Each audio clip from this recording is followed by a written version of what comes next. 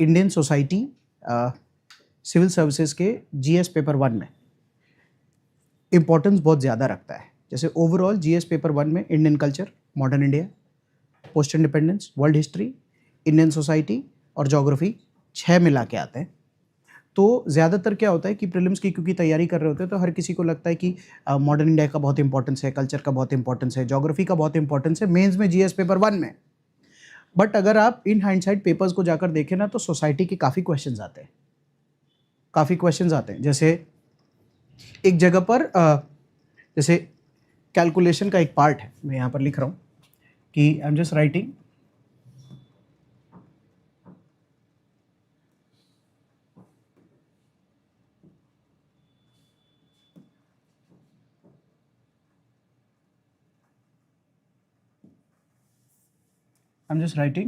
culture, modern, post independence, world history,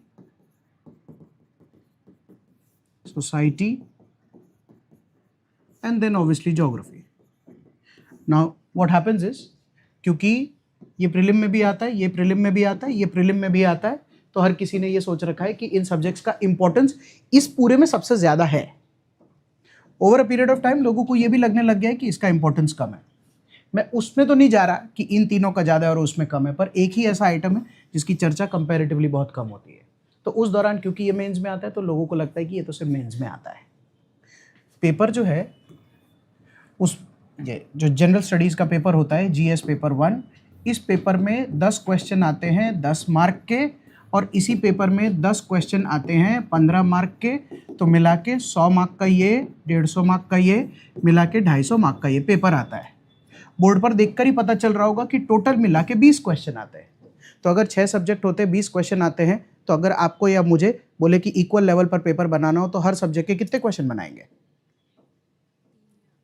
3, ज़्यादा से किसी एक या दो को 4 देना पड़ेगा। तो 3 या 4 इक्वल एवरेज बैठ जाता है। तो मेरा क्वेश्चन आपसे ये है कि अगर मैं आपसे कह रहा हूँ ना सोसाइटी नहीं, वो इंपॉर्टेंस है, सोसाइटी के सबसे ज़्यादा क्वेश्चन आते हैं, तो फिर कितने क्वेश्चन आते होंगे? 4। Anybody for 5? Anybody for 6?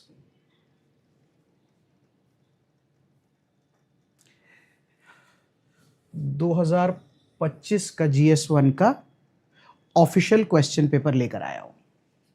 Questions की बातें बाद में करेंगे, बट खाली बात कर रहे हैं। 8 और 10, 15, 17, 18, 19, 20, 7 ये हो गए और एक में मुझे थोड़ा सा पर्सनल डिलेमा था कि वो सोसाइटी का है कि वो ज्योग्राफी का है। होता है जो ग्रे एरिया होता है कि एक पॉइंट के बाद नहीं समझ आ रहा है, टैगिंग नहीं कर पा रहा हूँ, बट उसमें सोसाइटी के एस्पेक्ट्स लिख सकता। ये ऑफिशियल है और आज के लेक्चर के एंड में इसकी भी चर्चा होगी। तो अगर इसको मार्क्स के फॉर्म में देखते हैं, 15, 15, 15, 15, 15, 15 5 2, 95। जो एक क्वेश्चन ग्रे एरिया में था उसका 5 मार्क जोड़ रहा हूं खाली, 100 हो गए। तो 250 में से 100 मार्क, 250 में से 100 मार्क तो कितना होता है? 40%। भाई सही है ना? जैसे ये 250 है, इसमें से अगर 100 मार्क का सोसाइटी आता है, तो अगर इस वाले में मैं बोलूं कि ये वाला पेपर 40% का है, तो बाकी सब मिला के 60% होता है। मतलब एक एग्जाम्पल खाली 2025 के पेपर का लिया है और ये बात कर रहा हूं। तो इसको सस्ते में नहीं लेना चाहिए, ऐसा मेरा पर्सनल मानना है। ऐसा मेरा पर्सनल मानना है। इसके जितने भी क्वेश्चंस होते हैं वो बहुत जनरल या जेनरिक इन नेचर होते हैं, क्योंकि इसका कोर्स ऐसा है। विमेन लिखा है, सोसाइटी इन जनरल लिखा है, अर्बनाइजेशन लिखा है, पॉपुलेशन लिखा है। जो सिविल सर्विसेज की तैयारी नहीं भी कर रहा होता है उनको भी इस बारे में आइडिया होता है। ये बात मैं इसीलिए कर रहा हूँ क्योंकि बहुत सारे टॉपिक्स पढ़ ले, वर्ल्ड हिस्ट्री लेता हूँ तो इसमें फ्रेंच रेवोल्यूशन लिखा है, अमेरिकन रेवोल्यूशन लिखा है, वो एक टेक्निकल बंदे को ही आएगा जो पढ़ के आएगा। But women, society in general, urbanisation, poverty, ये किसी को भी आता है। तो इसके टॉपिक जेनरिक है और 100 मार्क का मेंस में आने की इसकी क्षमता होती है। तो इस हिसाब से इसकी कीमत मिला जुला के ज़्यादा है। इसकी अगर कीमत ज़्यादा है तो स्वाभाविक है जब जीएस मेंस का टाइम आए तो सोसाइटी ज़्यादा पढ़ना चाहिए। पर सोसाइटी ज़्यादा पढ़ना चाहिए, मैं सोसाइटी जल्दी ख़त्म करने का कोई तरीका होना चाहिए। तो इस वजह से आज मैं ये अप्रोच लेक्चर लेने के लिए आया हूँ कि इसको समेटना हो तो फास्ट तरीका क्या है। बात करें, कोर्स ही देखेंगे पहले। कोर्स को फेस वैल्यू पे देखते हैं, कोर्स को फेस वैल्यू पर देखते हैं। आइए प्लीज़। जैसे ये तो सब्जेक्ट है सोसाइटी, तो जो कोर वर्ड्स है जिसकी मैं तैयारी करता खुद,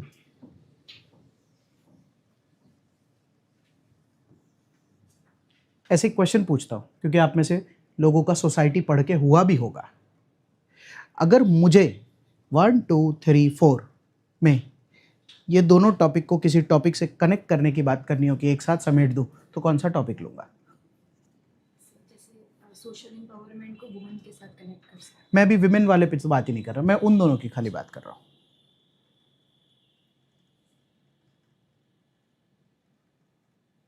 इससे क्वेश्चन बनाना भी सीख जाते हैं।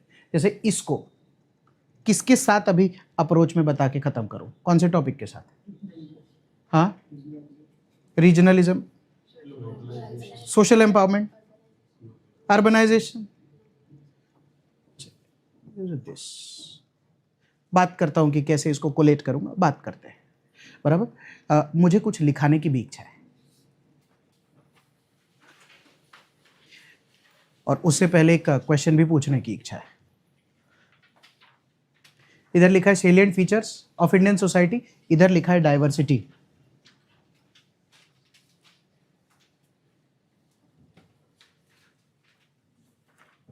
तो सेलिएंट फीचर क्या है? या एक minute, okay, better question.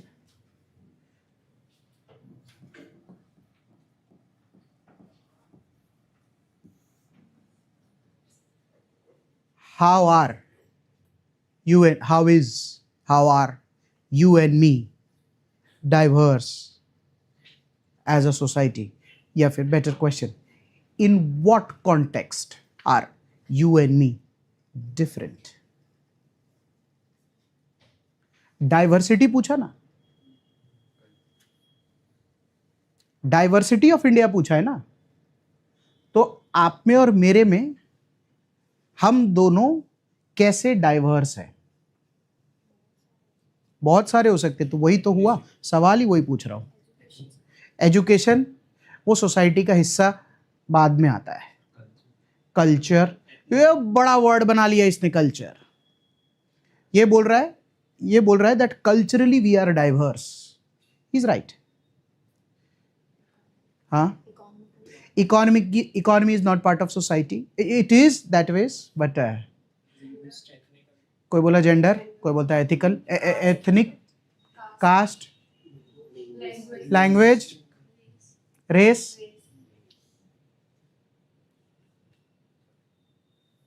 How are we different, guys? Beliefs, rituals, gods, religion। दो चार और ऐड करो, क्या हो गया है? क्या? हारमनी सबकी अलग अलग है।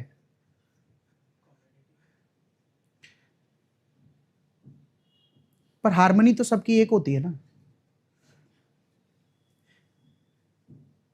सोसाइटी हारमनी में रहती है ना। लड़ाई ही तब है समाज में जब सब बोलते हैं कि हारमनी सबकी अलग अलग है। उस दिन लड़ाई खत्म हो जाएगी जब ये बात हो जाएगी कि हारमनी सबकी सेम है। जो आप लिस्ट बोल रहे थे उसी लिस्ट में कुछ कुछ ऐड करता हूं। Language, food, clothing, marriage, that is the diversity ना। That is how you and me are living in the same society, we are diverse. एक लिस्ट लिखो, हेडिंग डाल, डाइवर्सिटी या डाइवर्स।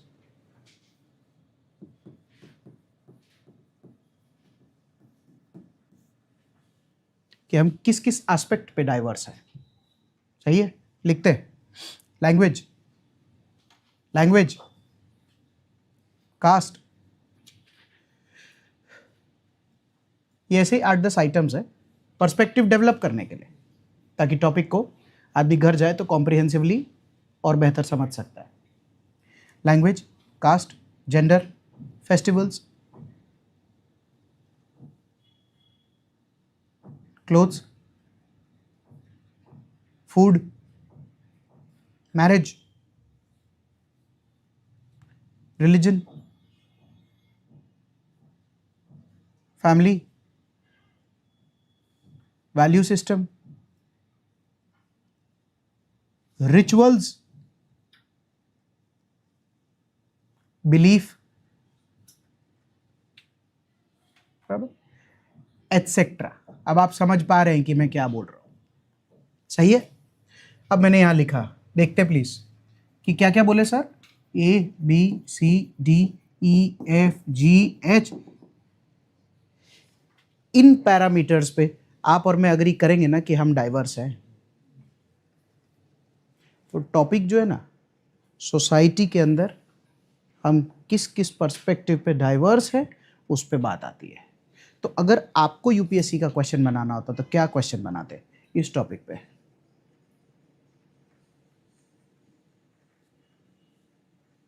बनाओ, क्या क्वेश्चन? इतना ही देता मैं कि diversity of India, please make a GS1 question, सस्ता भी चलेगा।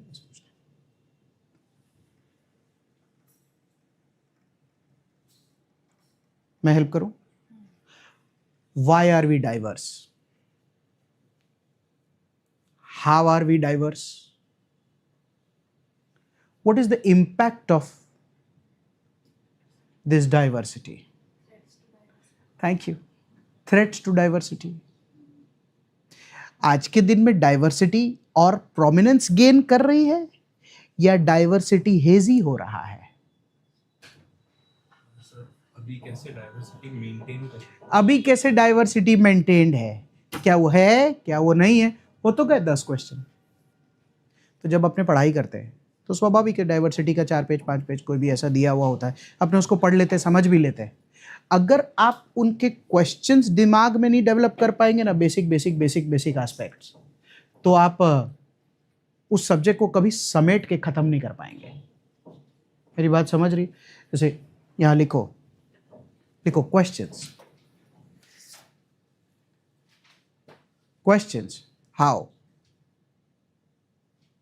हाउ आर वी डाइवर्स, उसका आंसर ऊपर आ गया। वाई, सिर्फ हाउ लिखेंगे तो भी चलेगा क्योंकि टॉपिक डाइवर्स पे ही है। हाउ आर वी डाइवर्स, फिर अगला है वाई, बराबर। प्रॉब्लम, डाइवर्सिटी की वजह से प्रॉब्लम, जैसे how is it a strength, its impact, is it fading, क्या डाइवर्सिटी खत्म हो रही है? Is it fading, is it prominent?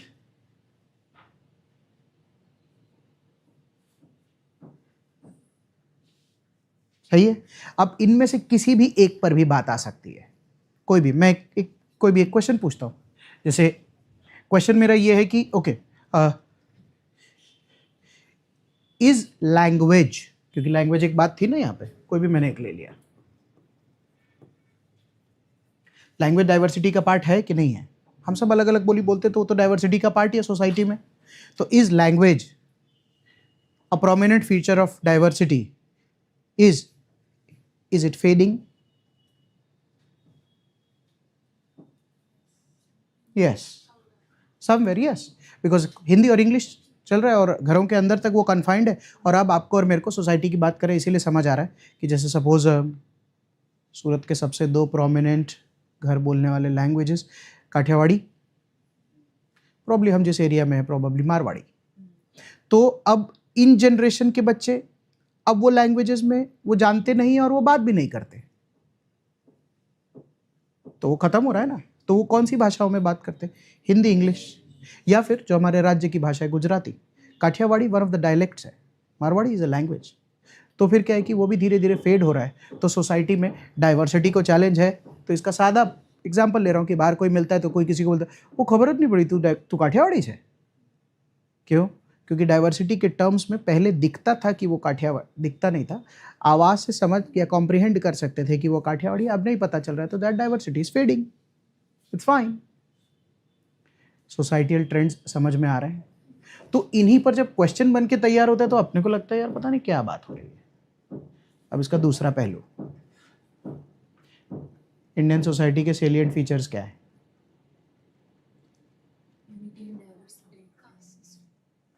Indian society के सेलिएंट फीचर्स क्या है? ये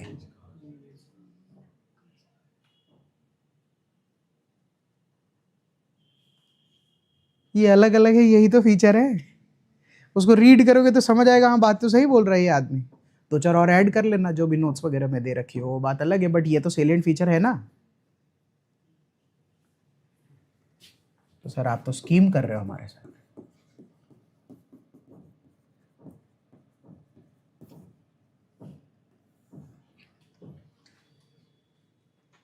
क्योंकि मैं फिर से क्वेश्चन पूछता, लिस्ट में कोई किसी को ऊपर किसी को नीचे बोलता, मिला जुला के बोलता, यही। तो मैंने अभी तीसरा एक क्वेश्चन पूछा था स्टार्ट में कि अगर आपको इसको पढ़ाना होता तो इनमें से कौन सा टॉपिक लेते हैं? Effects of globalisation on Indian society. ये रहा मेरा, पढ़ा के खत्म होता है। इन सब पे ग्लोबलाइजेशन का इफेक्ट और अप्रोच लेक्चर ले रहा हूँ, इसीलिए इफेक्ट में 2 होता है। जैसे इफेक्ट हमेशा, थैंक यू, सही है। कोई भी एक टॉपिक ले लेता हूँ, कोई दूसरा लेता हूँ, ओके, क्वेश्चन बना देता हूँ। Food is a very important aspect of the Indian society when it comes to diversity, but currently due to globalization, what is the effect on the food culture of this country? सही है, 2-4 जवाब। हाँ, fast food rise हो रहा है, consumerism बढ़ रहा है, फास्ट फूड। अब जैसे क्या है कि यही आंसर के पॉइंट्स बनने लग जाते हैं अगर क्वेश्चन समझ आता है तो हम खाली बात कर रहे हैं, ऐसे ही बात करते हैं। हाँ, अभी करंट फूड में ट्रेंड चेंज क्या है? ओके, फ्यूजन ओवर ऑथेंटिसिटी, ये हुआ फैंसी लैंग्वेज, बढ़िया है, no doubt about it. Delivery, जैसे ना थोड़ा डेल्व करते हैं, थोड़ा अंदर घुसते हैं, ऐसे ही अगर मुझे प्रिपेयर करना होता ये टॉपिक, तो मैं जब फूड लिखता तो मैं फूड के सारे पहलू लिखता।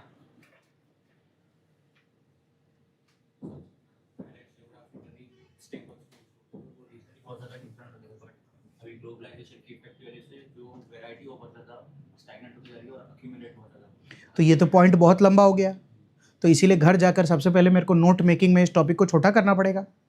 तो मैं ना 7-8 हेड्स लिखता हूँ, 2-4 मैं लिखता हूँ, आप 2-4 बताइए।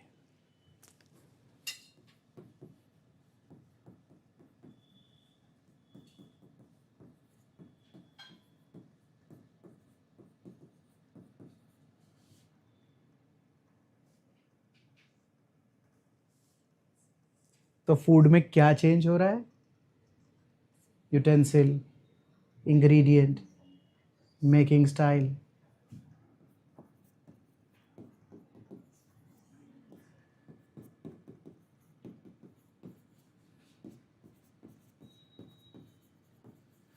इसका सीजनल एस्पेक्ट, और पता नहीं क्या।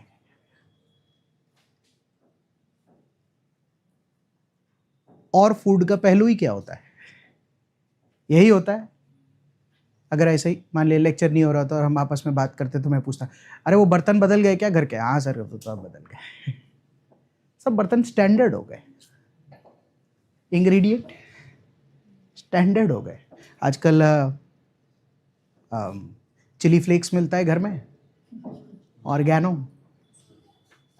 हाँ, सिनेमन तो अपना ही है, इलायची, हाँ, चीज इज नॉट मोज़रेला, जरा चीज, ये वो सब मिलता है। मिलना तो मेयोनीज, तो मिलना तो चना चाहिए था, और चना का पेस्ट मिल रहा है क्या हमस, मिलना सत्तू चाहिए था, मिल हमस रहा है। जैसे तेल में सरसों का तेल, सींग तेल, कपासिया तेल मिलना चाहिए था, people olive oil. That's what I was trying to say. क्योंकि बात करने में ये इसको समझाना आसान है, बट क्या है कि जब effect of globalisation on food diversity which is a salient feature करके पूछे तो आंसर सटीक तरीके से जाना चाहिए ना। तो जो आप बोल रहे थे वो तो सही बोल रहे थे, पर उसको पॉइंट में बिठा के आदमी को जब बोले कि 6 पॉइंट लिखना है तो क्लैरिटी ऑफ थॉट तो उस तरीके से आना चाहिए ना। हेलो, एक टॉपिक, 2 टॉपिक और 3 टॉपिक आप देखिए, और इसका आपका फनल बनना चाहिए, सारांश निकलना चाहिए इसमें से। यही 3 का सारांश है। इसमें यहाँ से उठा के इससे लेके क्वेश्चन को बना के परोसा जाएगा। वो हम प्रीवियस के क्वेश्चन पेपर में भी देख सकते हैं। ऐसा ही होगा, ऐसा ही होगा, क्योंकि टॉपिक से भटक के सिविल सर्विसेज में क्वेश्चन आए, ऐसा नहीं हो सकता है। हम टॉपिक कॉम्प्रिहेंड नहीं करें, that is a possibility, otherwise ऐसा नहीं हो सकता है। बात समझ आ रही है क्या?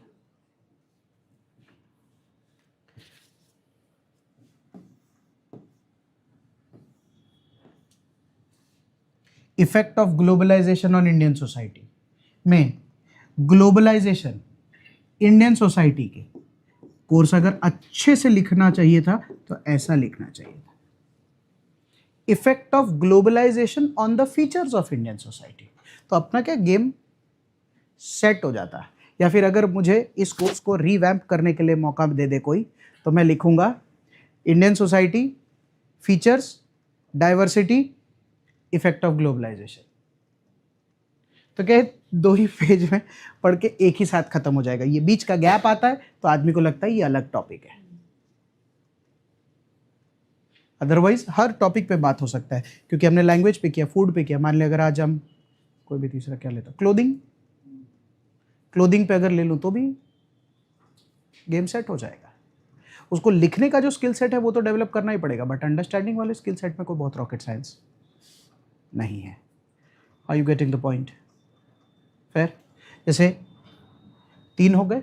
अब आपको अगर पढ़ाना होता तो आप अगला क्या पढ़ाते?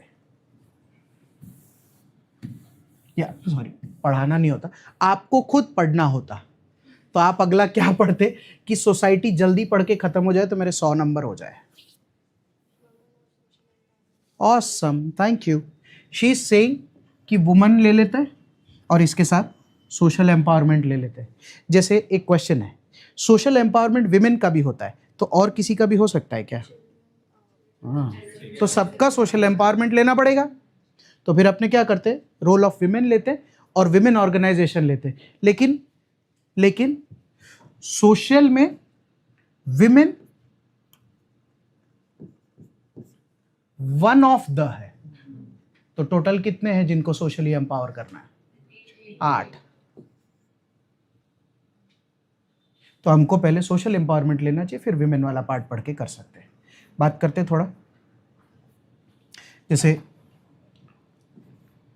ये लिखा मैंने सोशल एम्पावरमेंट, 8 लिखे, आ जाओ।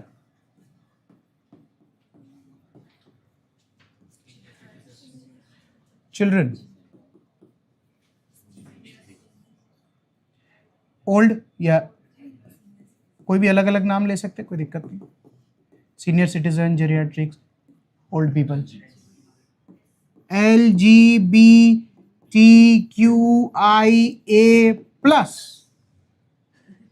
बहुत सारा हो गया।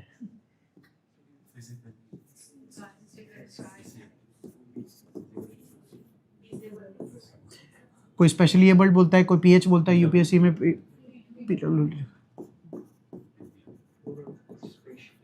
स्पेशल। तो टोटल ये 8 हो गए। अब इसमें से जो कोर्स डिफाइंड है या कोर्स का जो एक्सप्लिसिट रिक्वायरमेंट है वो role of women and women organisation को लेकर है। लेकिन सबसे पहले अपने विमेन को एम्पावर वाला पार्ट कर लेते हैं। तो इसीलिए हमको विमेन वाले में कितने टॉपिक पढ़ने पड़ेंगे? 3। Hello, thank you. तो एम्पावरमेंट सबका होगा और मोहतरमा का क्या करेंगे, इनका रोल और इनके ऑर्गेनाइजेशंस, संगठन बोलते हैं हिंदी में वो वाला पार्ट। तो फिर उसमें इनका करें क्या, इनका करें क्या? तो ये बोल रहे हैं नहीं, पर अगर आप ये इनका नहीं करेंगे तो ये भी सोशल एम्पावर नहीं होंगे, तो अनजाने में इनका भी करना पड़ेगा।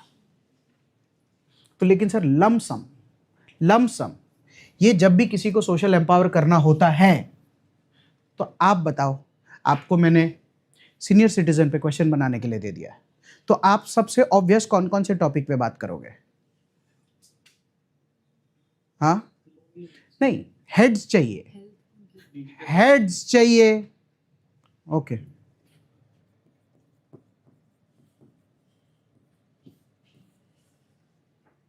आप जो स्टार्ट किए थे वो प्रॉब्लम्स बताना स्टार्ट किए थे, हेड्स। तो 8-10 हेड बनाएंगे ना हर किसी का। एग्जाम्पल ले रहे सीनियर सिटीजन का, तो किसी ने कहा लोनलीनेस, किसी ने कुछ। तो प्रॉब्लम की एक लिस्ट होनी चाहिए, प्रॉब्लम की लिस्ट होगी तभी तो हम आंसर में लिख पाएंगे उसको। तो हमारा वो अप्रोच बराबर होना चाहिए ना नोट मेकिंग का। तो अगर ये जितने भी एस्पेक्ट्स हैं इनका अगर प्रॉब्लम लिखते हैं तो फिर क्या लिखेंगे इसके बाद? डायरेक्ट सोल्यूशन, बीच में कुछ वो सोल्यूशन का ही पार्ट है ना भाई, उसका इम्पैक्ट અને ઇમ્પેક્ટ પછી આવે છે સોલ્યુશન। तो जो गवर्नमेंट इनिशिएटिव है that is part of the solution. तो हेड तो यही होने चाहिए। बात अप्रोच की हो रही है ना, तो अप्रोच में अगर हर एक का एक एक पेज ऐसा बना के रख लिया तो कितना मस्त हो जाता है। पूछो किसको सोशल एम्पावर करना है सर, तो कोई क्या बोलता है एक बार एससी को कर दो, हाँ तो सारे सोल्यूशन चेप दो, एससी एम्पावर्ड। वो एम्पावर नहीं होंगे, हमें मार्क्स मिलते हैं हाँ इट टेक टाइम ना, क्योंकि बात समझ आ रही है क्या बोल रहा हूँ। तो सर प्रॉब्लम्स अभी बता दो तो, ताकि एक टेम्पलेट तैयार हो जाए, तो क्या एग्जाम में मगजमारी नहीं। ठीक है, अगला स्लाइड खोल रहा हूँ, बोर्ड पे देखना, बोर्ड पे देख, ये लिख लेंगे, बोर्ड पे देखना। जैसे ये लिखा प्रॉब्लम्स, मैं खाली यहाँ लिख रहा हूँ ऑल 8। और इंडिया का जो सबसे स्टैंडर्ड तरीका है जिससे लोग हर बार सिविल सर्विसेज में मार्क्स ले आया करते थे, उसमें से एक टेम्पलेट है पेस्टल जी नाम का।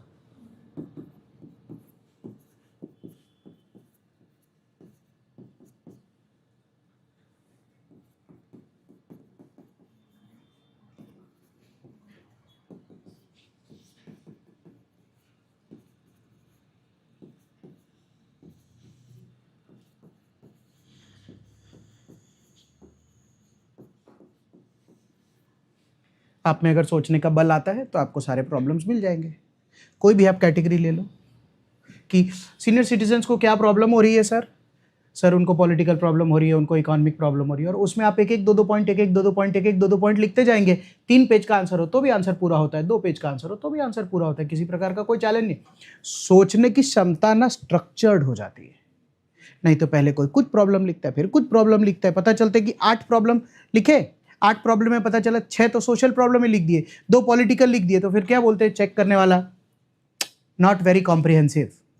तो बच्चा आता सर 8 पॉइंट लिखे मैंने, 6 सोशली प्रॉब्लम थे, तो उसको ये सब भी तो कोई प्रॉब्लम होता होगा। हाँ होता है ना सर, पर ये 6 राइट नहीं है। अरे भाई राइट है, पर नंबर उस बंदे को ज़्यादा मिलने का चांस होता है जो वैरायटी ज़्यादा लेकर चलता है। तो ये एक टेम्पलेट है जो आप यूज़ कर सकते हैं। अब मेरा इसी पर दूसरा क्वेश्चन, हमें ना विमेन को सोशली एम्पावर करना था, तो अगर विमेन को इन सब एस्पेक्ट्स में सोशली एम्पावर कर दिया जाए तो वो एम्पावर हो जाएगी ना। तो the problem is the solution also ना।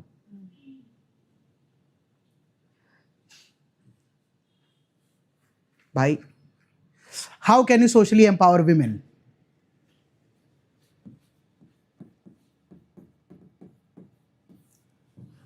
वो विमेन बिल पास हो जाता तो सर पॉलिटिकल एम्पावरमेंट हो जाता, इकोनॉमिकली हो जाए, सोशली हो जाए। तो the problem is the solution वाला पार्ट। ये बहुत सारे लोग लिखते हैं, तो इसीलिए मैंने सोचा है कि इसके अलावा वाला भी सर कोई बताओ ना, लिखो कि कुछ 8-10 सोसाइटी टाइप के प्रॉब्लम है क्या, क्योंकि इंडियन सोसाइटी है ना, तो इंडियन सोसाइटी है तो सर ऐसे ही वर्ड्स बताओ ना कि आंसर लिखूं तो लगे कि हाँ लड़का इंडियन सोसाइटी का आंसर लिख रहा है। एक लिस्ट देता हूं, ये 7-8 प्रॉब्लम है, 10 प्रॉब्लम है, इनमें से एग्जाम में कोई भी 5-6 अगर आप रिकॉल वैल्यू के साथ काम कर लेते तो अपना काम हो जाएगा। लिखो, फर्स्ट प्रेजुडिस, प्रेजुडिस भेदभाव,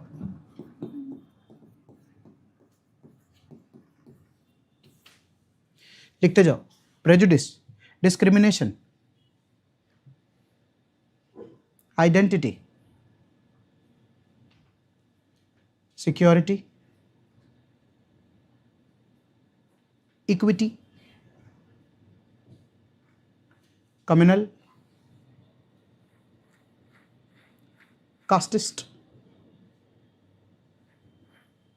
health, violence, workforce, representation, skill, inclusion, choice, etcetera. सुने, आपको क्या करना है, जितने भी वर्ड्स अभी लिखे आपको एक ही चीज करके देखना है। एक बार के लिए बोर्ड पे प्लीज। मैं एक लिस्ट लिखा रहा था प्रॉब्लम्स की, किन की, किसी की भी, कोई भी ले लेते, ये ले लिया मैंने, ये ले लिया। तो हमको क्या देखना है कि सर आप कौन सा टॉपिक पढ़ा रहे हो, भाई मैं सोशल एम्पावरमेंट पढ़ा रहा हूँ, तो सोशल एम्पावरमेंट में पढ़ा रहा हूँ एसटी का, तो एसटी का सबसे पहले प्रॉब्लम पढ़ा रहा हूँ, तो प्रॉब्लम पढ़ा रहा हूँ, तो जो प्रॉब्लम की लिस्ट लिखी है उसमें आप खाली एक बार गो थ्रू करके देखो कि एसटी उसमें चिपक रहा है कि नहीं।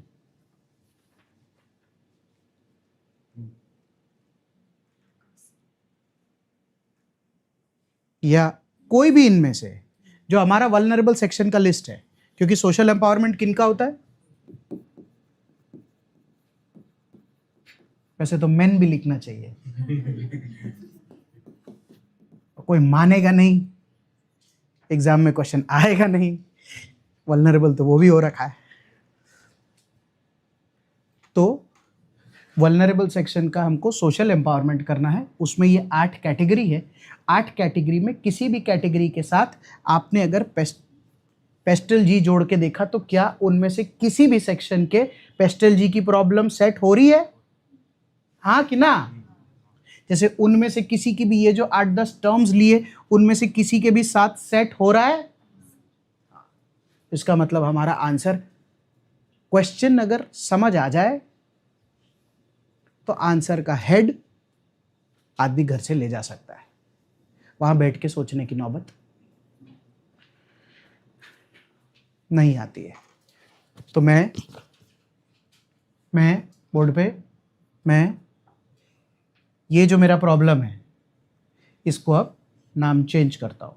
जैसे अगर यही सल्यूशन भी है, हाँ कि ना, उनको उठाइए थोड़ा, यही सल्यूशन है, हाँ कि ना, तो मेरा क्वेश्चन ये है कि ये भी तो सल्यूशन हो ही सकता है ना।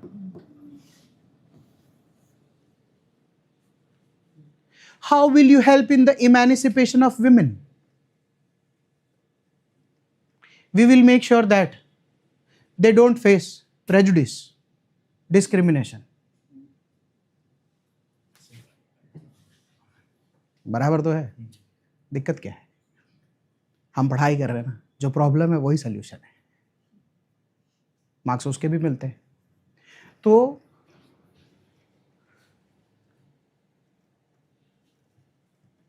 पर सर कोई स्टैंडर्ड तरीका भी बताओ जिससे मार्क्स वार्क्स मिलते हो थोड़े, और इनसे भी मिलते हैं।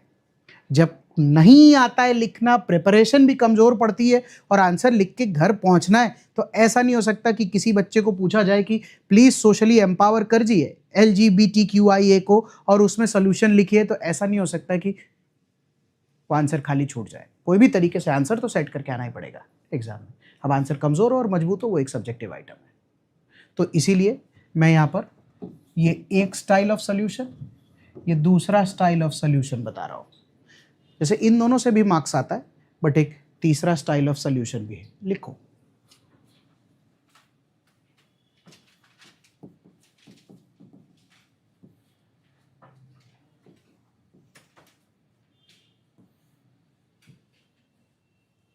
लिखिए international,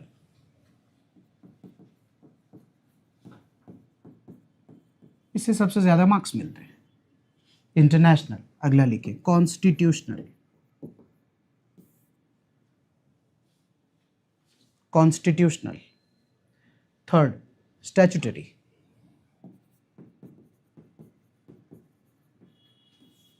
policies, schemes,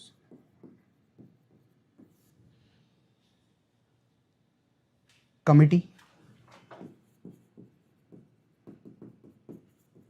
model,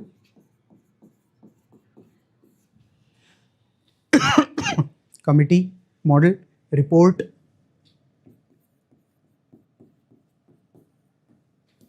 report, कोई करंट अफेयर का एग्जाम्पल, कोई करंट अफेयर का example, and anything which is practical.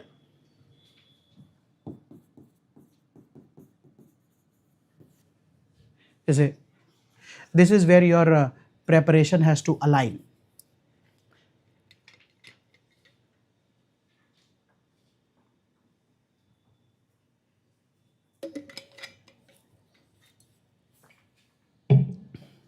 जैसे अप्रोच में नोट मेकिंग में अगर किसी का भी ये स्ट्रांग हो जाता है तो फिर स्काई इज द लिमिट। कैसे? सोशल एम्पावरमेंट में प्लीज महिलाओं को एम्पावर कीजिए। हमको उनको पॉलिटिकली इकोनॉमिकली 12,000 में से 5,000 बच्चे यही लिखते हैं। एक सेगमेंट है जो ये लिखता है। इससे आपका थॉट प्रोसेस वाइड दिखता है, इससे आपका डोमेन वाइड दिखता है, पर इससे आप बहुत पढ़े लिखे लगते हो। मतलब सर मैं ऐसे आया हूं, ध्यान से, मैं ऐसे आया हूं इसमें कि इंटरनेशनली विमेन के लिए क्या हो रहा है आज के दिन में, तो मैं क्या लिखूं सर? बीजिंग डिक्लेरेशन 1995 के तहत ये था, India is a signatory to this sustainable development goals में यूनाइटेड नेशन के तहत हम लोग भी विमेन के लिए ये कर रहे हैं। अभी जो हमारा G20 का समिट हुआ था उसमें हम ये कर, put something internationally. Constitution, articles, कोई पार्ट, कोई सेक्शन, कोई शेड्यूल, कोई भी ऐसा आइटम जो विमेन एम्पावर करता हो कि under article 15 of the constitution says that, तो ज्ञानी लगता है तू कि हाँ सोल्यूशन सही दे रहा है। स्टैट्यूट, एक्ट्स, कोई 2-4, domestic violence act, dowry prohibition act, posh prevention of sexual harassment attack work place act. तो वी हैव एक्ट्स। कोई विमेन को रिलेटेड पॉलिसीज है, विमेन रिलेटेड स्कीम्स, दुनिया भर की स्कीम्स है, आप सोच नहीं सकते इतनी स्कीम है। घर के लिए अलग स्कीम है, रूफटॉप सोलर के लिए अलग स्कीम है, सिलेंडर के लिए अलग स्कीम है, बाथरूम बनाने के लिए अलग स्कीम है, बच्चा पैदा हो रहा हो तब अलग स्कीम है, बच्चा पालने के लिए अलग स्कीम है। करते करते इन्यूमरेबल नंबर ऑफ स्कीम्स है। उन स्कीम्स का अगर एप्लीकेशन हो जाता है तो विमेन सोशली एम्पावर हो जाती है। सही तो है? तो कोर तो यही है ना। तो स्कीम्स, कोई कमिटी है जो विमेन एम्पावरमेंट सोशल एम्पावरमेंट के लिए है, उसका नाम लिखना पड़ेगा। कोई मॉडल आपको मालूम है, केरला में कोई मॉडल फॉलो हो रहा है, मणिपुर में कोई मॉडल फॉलो हो रहा है, गुजरात में कोई मॉडल फॉलो हो रहा है, राजस्थान में कहीं पर कुछ, anything where women is being empowered के कोई मॉडल, कोई रिपोर्ट्स है जिसके हिसाब से उस रिपोर्ट में कोई ऐसी बात लिखी है जिसके तहत विमेन एम्पावर हो सकती है, वो लिखो। कोई करंट अफेयर का एग्जाम्पल आपको मालूम है जहाँ पर महिला सशक्तिकरण का कोई बहुत मजबूत उदाहरण देखने के लिए मिला हो, वो लिखो। कोई प्रैक्टिकल एग्जाम्पल लिखो कि अगर इस चीज़ को इस तरीके से इंडिया में इम्प्लीमेंट किया जाए तो विमेन सोशली एम्पावर हो सकती है। फ्लो आता है, हमेशा याद रखना, इंटरनेशनल होता है, फिर जब देश के अंदर आते हैं तो कॉन्स्टिट्यूशन ही सर्वोपरि है, फिर उसके बाद एक्ट आता है, स्टैट्यूट जिसको एक्ट बोलते हैं। एक्ट के बाद पॉलिसी आता है क्योंकि पॉलिसी डिज़ाइन होता है। पॉलिसी के बाद हमेशा स्कीम्स आती है, स्कीम उसके नीचे आता है, फिर कमिटीज़ बैठती है, फिर मॉडल उसका छोटा वर्जन होता है, फिर मॉडल के बाद रिपोर्ट्स ये तो ऑफ टॉपिक है, रिपोर्ट्स है, फिर प्रैक्टिकल है। तो ऐसे करते करते करते करते आप हायरार्की में नीचे जाते हैं। ऐसे में जब एक पेज का आंसर मिलता है ना, मतलब अनमैच्ड होता है। हाँ, सुप्रीम कोर्ट जजमेंट्स भी लिख सकते हैं। जैसे मान लिया स्टैट्यूट है, पॉलिसीज है, कहीं बीच में ही ऐड कर दूं, या ले जजमेंट्स, फेयर फेयर। एग्जाम्पल में ड्राफ्ट केस दे सकते ड्राफ्ट केस दे सकते हैं, कोई तरीके की कोई दिक्कत नहीं है। करंट अफेयर्स का जब भी आपको एग्जाम्पल देते हैं ना, उसमें ना रेलेवेंसी इज इंपॉर्टेंट, कि whenever you are writing something, is it actually relevant to the requirement of the question or not? If it is, then it is fine. It shows that you are you've read enough, you are learned enough, you are understanding that why this question is being asked, वगैरह वगैरह. So it's a little on the fancier side. ऐसा बात समझ उसको घर जाकर आप collate करेंगे तो होगा। ओवरऑल 3-4 पेज में आपका सोसाइटी समेटने जैसा आप तैयार कर सकते हो।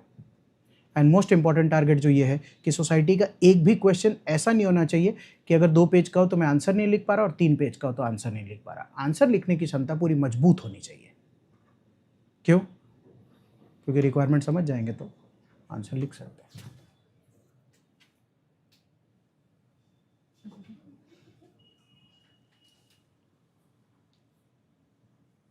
सीरीज देख रही हो आजकल? ओके, जैसे इम्पैक्ट सोसाइटी का टॉपिक है, तो फिर कहाँ इम्पैक्ट होगा इनका? सोसाइटी पे, सेलिएंट फीचर्स पे, सेलिएंट फीचर्स पे। सही। एग्जाम में मार्क्स इसके मिलते कि इसके? हमेशा वो मजबूत रखना। प्रॉब्लम एक एक बच्चा 2 पेज में पूरा 2 पेज प्रॉब्लम भी लिख के आ जाता है। मतलब 2 पेज का प्रॉब्लम लिख दे, सोल्यूशन आ नहीं रहा था सर। क्योंकि ये प्रिपेयर करना पड़ता है ना। इसकी तो एक बार में नोट मेकिंग होती है। 10-15 साल पहले अगर मैंने नोट मेकिंग की होगी विमेन रिलेटेड प्रॉब्लम्स की, very unfortunate, but problem same ही होगी आज भी। कम ज्यादा हो रही हो वो एक अलग बात है, हेड्स तो वही है ना। इसलिए उसका चैलेंज नहीं है, ये नोट मेकिंग आसानी से होता है। इसमें अपडेशन मांगता है रोज का। और अगर कोई बहुत अच्छा मेहनती बच्चा हो और वो एक बार इसमें हर एक में 2-2 तैयार कर लेता है तो मतलब अनबीटेबल है। बहुत बहुत लर्नड दिखता है वो जो भी बंदा होता है, या उसका आंसर कॉपी। वापस लौटें।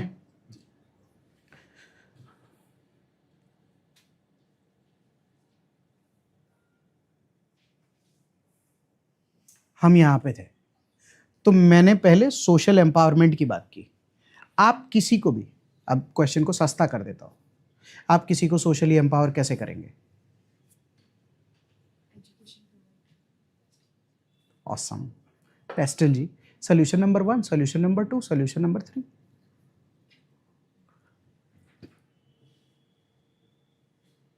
वो उसकी तरफ देख रही है। Direct education. अरे नहीं चाहिए किसी एक को, उनमें से किसी सीनियर सिटीजन है, एजुकेशन देना है, दे दो।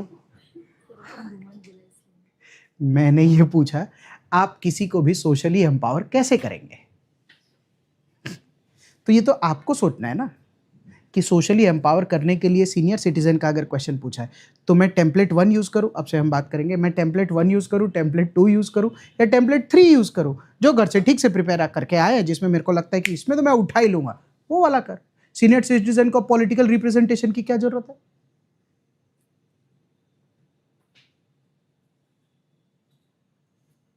तो पेस्टल जी तो जरूरी नहीं है। आयरॉनिकली बात ही यही चल रही है कि इतने सारे सीनियर सिटीजन अभी भी पॉलिटिकली एक्टिव है।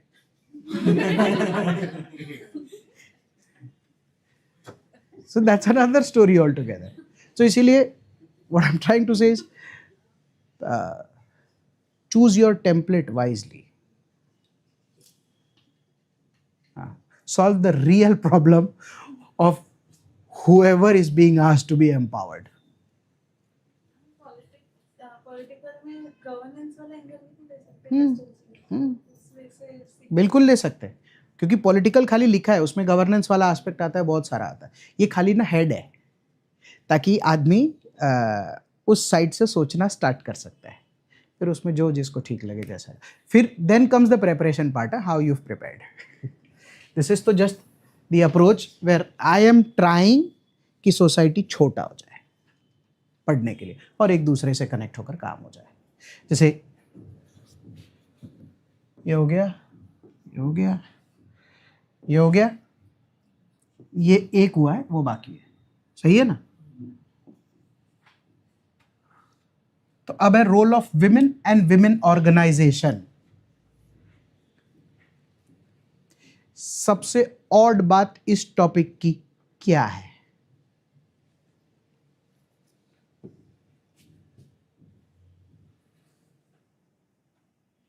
Role of women and women organisation की सबसे ऑड बात क्या है टॉपिक की? वेयर, वॉट, वो सब कुछ लिखा ही नहीं। रोल ऑफ विमेन वेयर, तो फिर ऐसे में लोग क्या डिकोड करें? सोसाइटी। फर्स्ट अटेम्प्ट में तो यही रायता फैल गया था, यही नहीं समझ में आ रहा था, क्योंकि रोल ऑफ विमेन देखे तो मतलब 10-20 लेक्चर तो उसी में चले जाए, पर क्योंकि सोसाइटी में लिखा है तो role of women in society, role of women organisations in society. Board पे प्रॉब्लम्स ओके, प्रॉब्लम्स ही सॉल्यूशंस है ओके, ये तो प्रॉब्लम नहीं है, ये सिर्फ सॉल्यूशंस है ओके। रोल ऑफ विमेन, जैसे ये लिखा विमेन, ये इनका रोल, ये इनके ऑर्गेनाइजेशन का रोल। बोर्ड पे यहां कुछ लिख रहा हूं, जवाब आप देना। इन सोसाइटी, ये तो डिकोड हो गया कि औरतों का रोल और उनके संगठनों का रोल सोसाइटी में। तो मेरा एक क्वेश्चन है जो यूपीएससी का क्वेश्चन होता है, जैसे जो ठीक इंग्लिश मीडियम वाले बंदे हैं, बच्चों यहां प्रेपोजिशन क्या आएगा?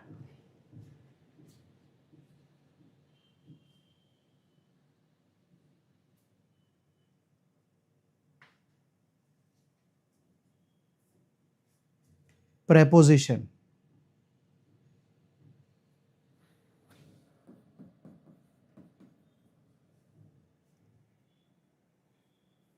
इधर एक वर्ड क्या आएगा? लिखा नहीं यूपीएससी ने, क्योंकि role of women and their organisation in society for empowerment. तभी तो अपना कोर्स छोटा होता है।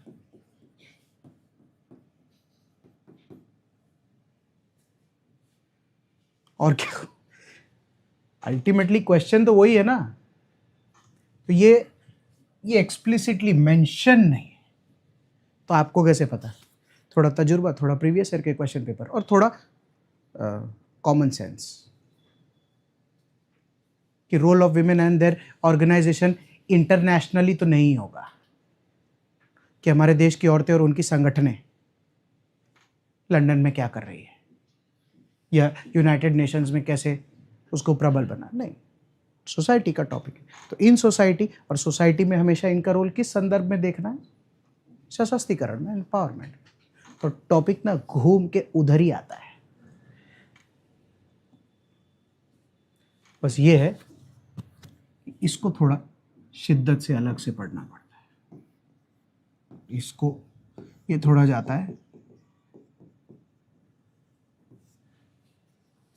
फैक्चुअल, क्योंकि इनके ऑर्गेनाइजेशंस थोड़े स्पेसिफिक होते हैं, काम स्पेसिफिक होते हैं। कोई भी सबसे ऑब्वियस विमेन ऑर्गेनाइजेशन बता दो जो आज इंडिया में बहुत प्रोमिनेंट है. हाँ, national commission for women is an organisation. So that's a government organisation. ASHA worker, अब जैसे इसने आशा वर्कर बोल दिया, इसने नेशनल कमीशन फॉर विमेन बोल दिया, एक दो मैं भी बोल देता हूँ. Anganwadi worker, auxiliary nurse midwives, self help groups. बराबर है.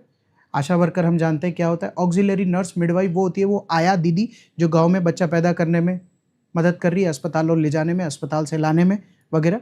ऑक्सिलरी नर्स मिडवाइव्स है. और क्या बोला मैंने, सेल्फ हेल्प ग्रुप, वो जो औरतें अपना संगठन बना के पैसा एकजुटा के कर रहे हैं. तो फिर मेरे को जब ऑर्गेनाइजेशन पढ़ना हो तो मैं कैसे डिवाइड करके ऑर्गेनाइजेशन पढ़ूं? हाँ, इकोनॉमिक रोल. जैसे इसको ना ऐसे कर लेते हैं, क्योंकि सब इकोनॉमिक एम्पावरमेंट, सोशल एम्पावरमेंट सब मिक्स हो जाएगा, इसलिए हम क्या करते हैं,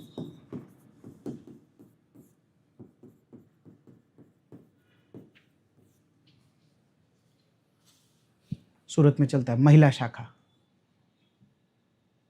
हर एक का भी आज के दिन में एक फीमेल विंग है. हमारी सोसाइटी में भी है, हमारी सोसाइटी में भी है. सोसाइटी की महिला शाखा, प्राइवेट हुआ ना, उनको काम देते हैं होली, उत्तरायण पर केवी रीते રહેશે, गरबानो प्रोग्राम, गणपतिनो, महिला शाखा. तो वो भी तो role of women in the society for empowerment है ना. उस तरीके से फिर डिवाइड करके लिस्ट बनानी पड़ेगी. फिर लिस्ट बनाते हो एक बार के लिए ब्रेनस्टॉर्म करना पड़ेगा. जैसे एग्जांपल अभी क्या नाम बोला था, ऑर्गेनाइजेशन में कौन सा बोला था, मान ले. हाँ, जैसे आशा, हाँ, नेशनल कमीशन फॉर विमेन, जैसे ऑक्सिलरी नर्स मिडवाइव्स, क्या बोला था,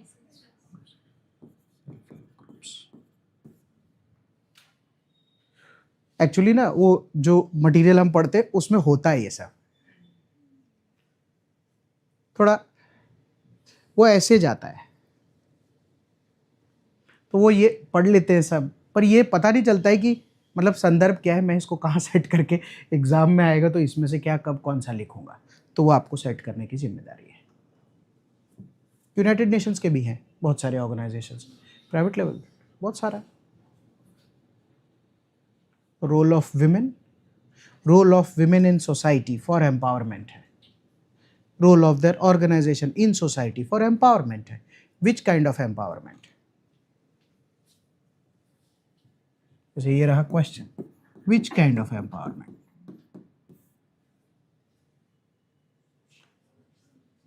थैंक यू.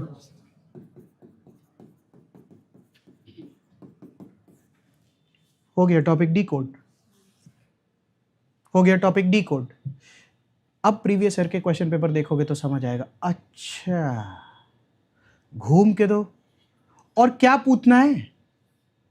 मैंने तुमको बोला महिला सशक्तिकरण पे कोई क्वेश्चन बनाओ, तो तुम क्या पूछोगे, सशक्तिकरण कैसे होगा, कौन कर रहा है, आज क्यों नहीं हो रहा, कब होगा, कौन कौन से क्षेत्र में होना है, कितना हुआ है, महिला खुद कर रही है कि नहीं, संगठन बताओ उनके. अगर इसी को डिस्कशन का हिस्सा बना लो तो भी अपने 2 घंटा बात कर सकते हैं ना. तो वही तो पढ़ना है, टॉपिक ही वही है.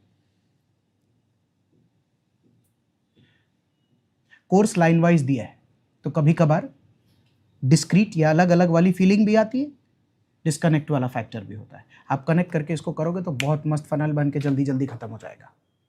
एक दूसरे से ओवरलैप तो होता ही है ना. चैलेंज क्या है, आंख घुमाओ एक बार,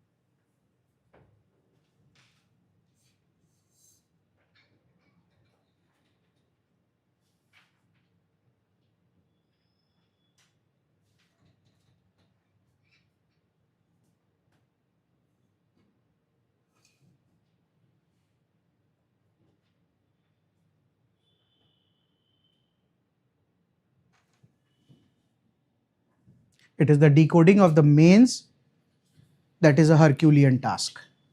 If somebody is able to do it, छोटा हो जाता है,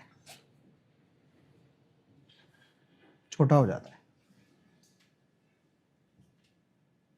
सही है. कोर्स पे जाऊं वापस.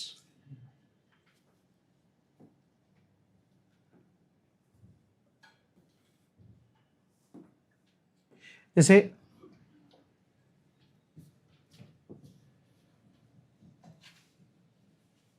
अब इसके बाद जो टॉपिक्स है, टॉपिक्स उसमें एक है पॉपुलेशन, एक है पॉवर्टी और एक है अर्बनाइजेशन. तो ना अगर मुझे एक साथ पढ़ना होता तो मैं ये तीन एक साथ पढ़ सकता हूँ. थोड़ा थोड़ा ओवरलैप भी देखने मिलता है. जैसे अगर ध्यान से देखते हैं, ये सारा रब कर दूँ मैं, अगर ध्यान से देखते हैं तो ये कोर 3 टॉपिक्स है.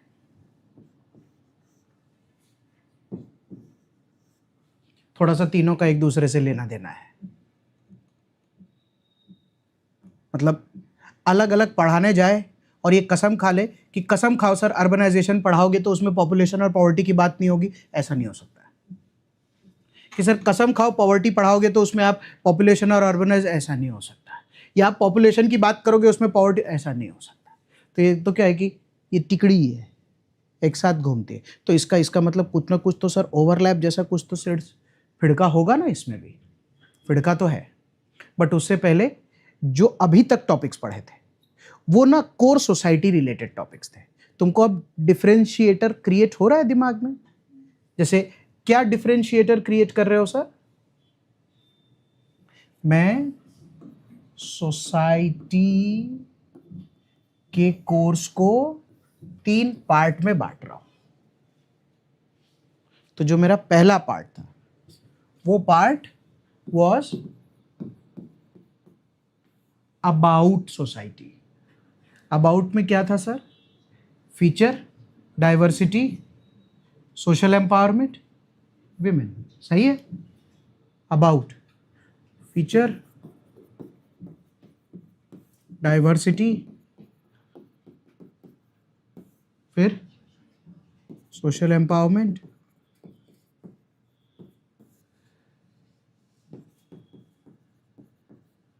सही है. फिर इसके बाद जब प्रीवियस का क्वेश्चन पेपर डिकोड करते तो लगता ओ तेरी, ये तो सेट हो रहा है. बीच वाले में क्या लिखूं?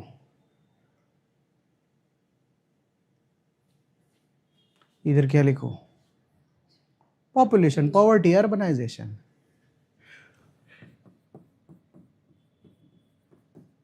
क्योंकि ये तिकड़ी साथ है ना, पॉपुलेशन.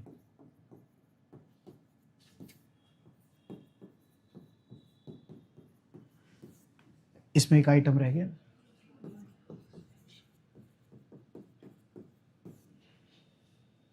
क्योंकि उसका इस पे इफेक्ट है, इस पे होता है, ऐसा नहीं. बट पूछा किस संदर्भ में जाएगा? ये 3 एक साथ है. तो फिर उधर कम्युनलिज्म, रीजनलिज्म, सेक्युलरिज्म.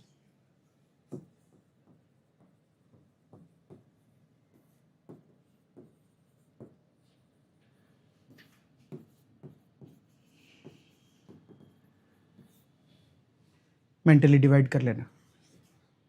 और वो जो 8 क्वेश्चंस है उसको भी डिवाइड करके देखेंगे तो लगेगा ओ तेरी, ये तो सेट हो रहा है. होगा ही ना, होगा ही ना. क्यों नहीं होगा? ऐसा ही होता है. बनाते वक्त चीज़ें लाइन में लिख दी तो क्या कंपार्टमेंटलाइज नहीं हो सकता? हो ही सकता है. और हर किसी का वो बना लेना. अगर मुझे वापस से प्रिपेयर करना पड़ता तो मैं ऐसा करता, फिर फीचर में जाता या डाइवर्सिटी में जाता. डाइवर्सिटी में वो 8-10 डाइवर्सिटी लिखता है, फिर वो 8-10 डाइवर्सिटी लिखते यही फीचर है. फिर उसके बाद में कि एम्पावर किसको करना है, 8 लिखता. फिर उनके 3 सोल्यूशन लिखता. उन्हीं 3 में बोलता है कि 2 ही जो प्रॉब्लम है वही सोल्यूशन है और तीसरा वाला सिर्फ सोल्यूशन है. फिर देखता कि ग्लोबलाइजेशन पे क्या इम्पैक्ट है, तो बोलता उसके फीचर और डाइवर्सिटी पे ही तो ग्लोबलाइजेशन का इम्पैक्ट है ना. ये भी ठीक है. तो फिर मेरा ऊपर नीचे करते करते हो जाता है. तो मेरा गेम सेट हो जाता है. तो मेरा आंसर कभी नहीं छूटता. और लिखते वक्त भी सामने वाले को शायद ऐसा लग सकता है कि इसका क्लैरिटी ऑफ थॉट अच्छा है सोसाइटी को अंडरस्टैंड करने को लेकर। और इधर शिफ्ट होने से पहले मेरा आखिरी क्वेश्चन है, आपको सोसाइटी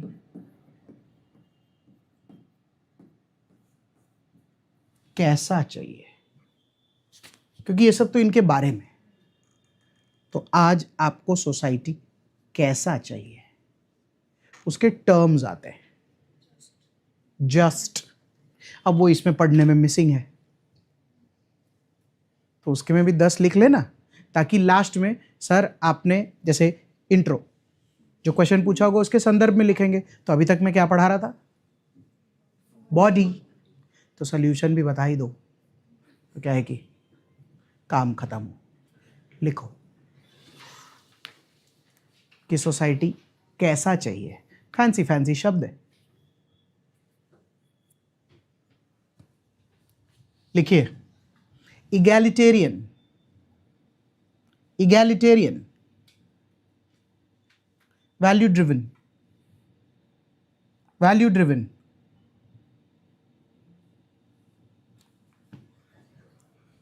इंटरजेनरेशनल पैरिटी, जिसको आजकल अपने लोग बोलते हैं जनरेशनल गैप बहुत है सर, तो हमको इंटरजेनरेशनल पैरिटी चाहिए। कभी कभार लोग बोलते हैं इंट्रा जनरेशनल भी चाहिए, पता नहीं आएगा कि नहीं। भाई बहन ही आपस में इतना झगड़ रहे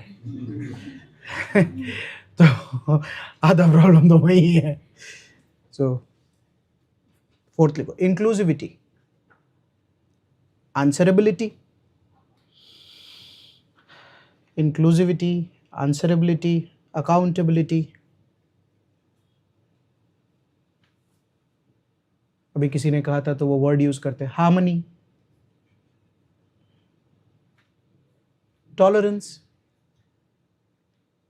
brotherhood, ethical,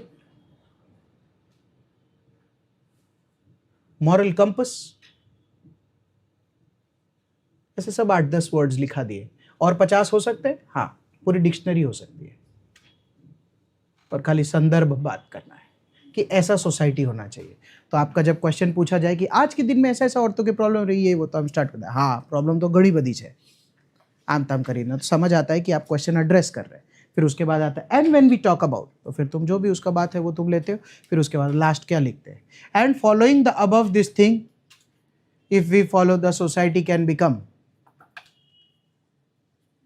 egalitarian, value driven, this that, where woman will be।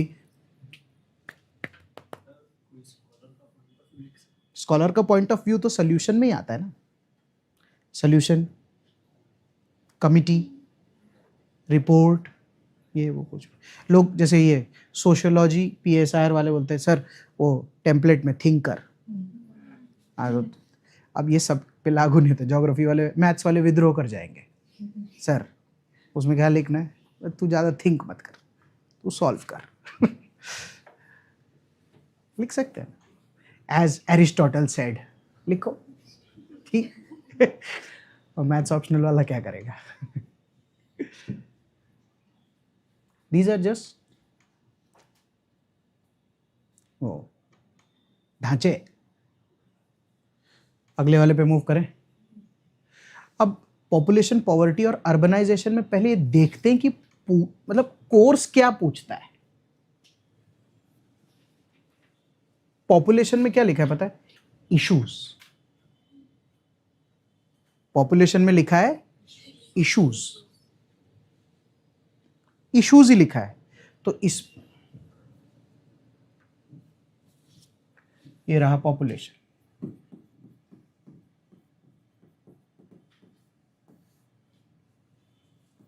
इसमें लिखा है, तो क्या लिखना चाहिए था एक और, सॉल्यूशंस, छोड़ दिया। पर एग्जाम में नंबर हमेशा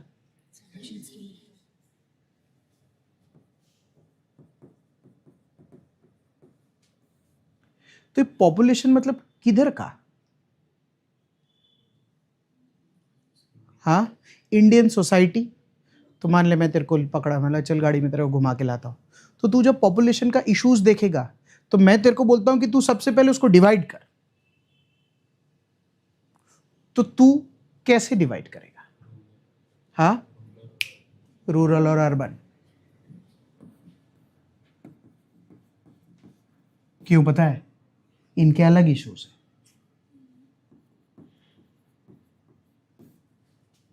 इनके अलग इश्यूज है,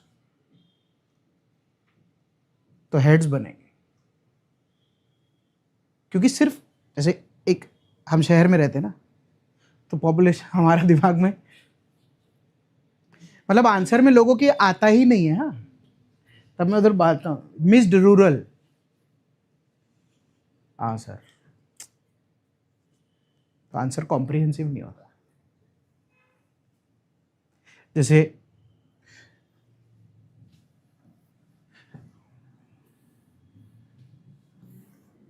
अब ये जो इश्यूज है अभी तक जो पढ़ा, उसमें से कौन सा टेम्पलेट चिपका दोगे?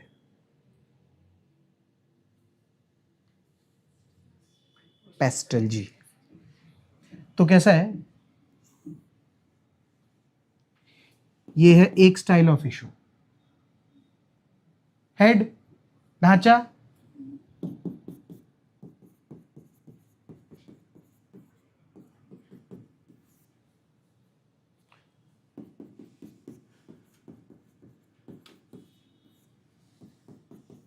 सर सादा सादा ऐसे 10-15 टर्म बताओ ना जो पॉपुलेशन को प्रॉब्लम है, ताकि कभी अठवा जाऊं तो ऐसा नहीं हो कि कुछ समझ ही नहीं आ रहा है कि क्या लिखो।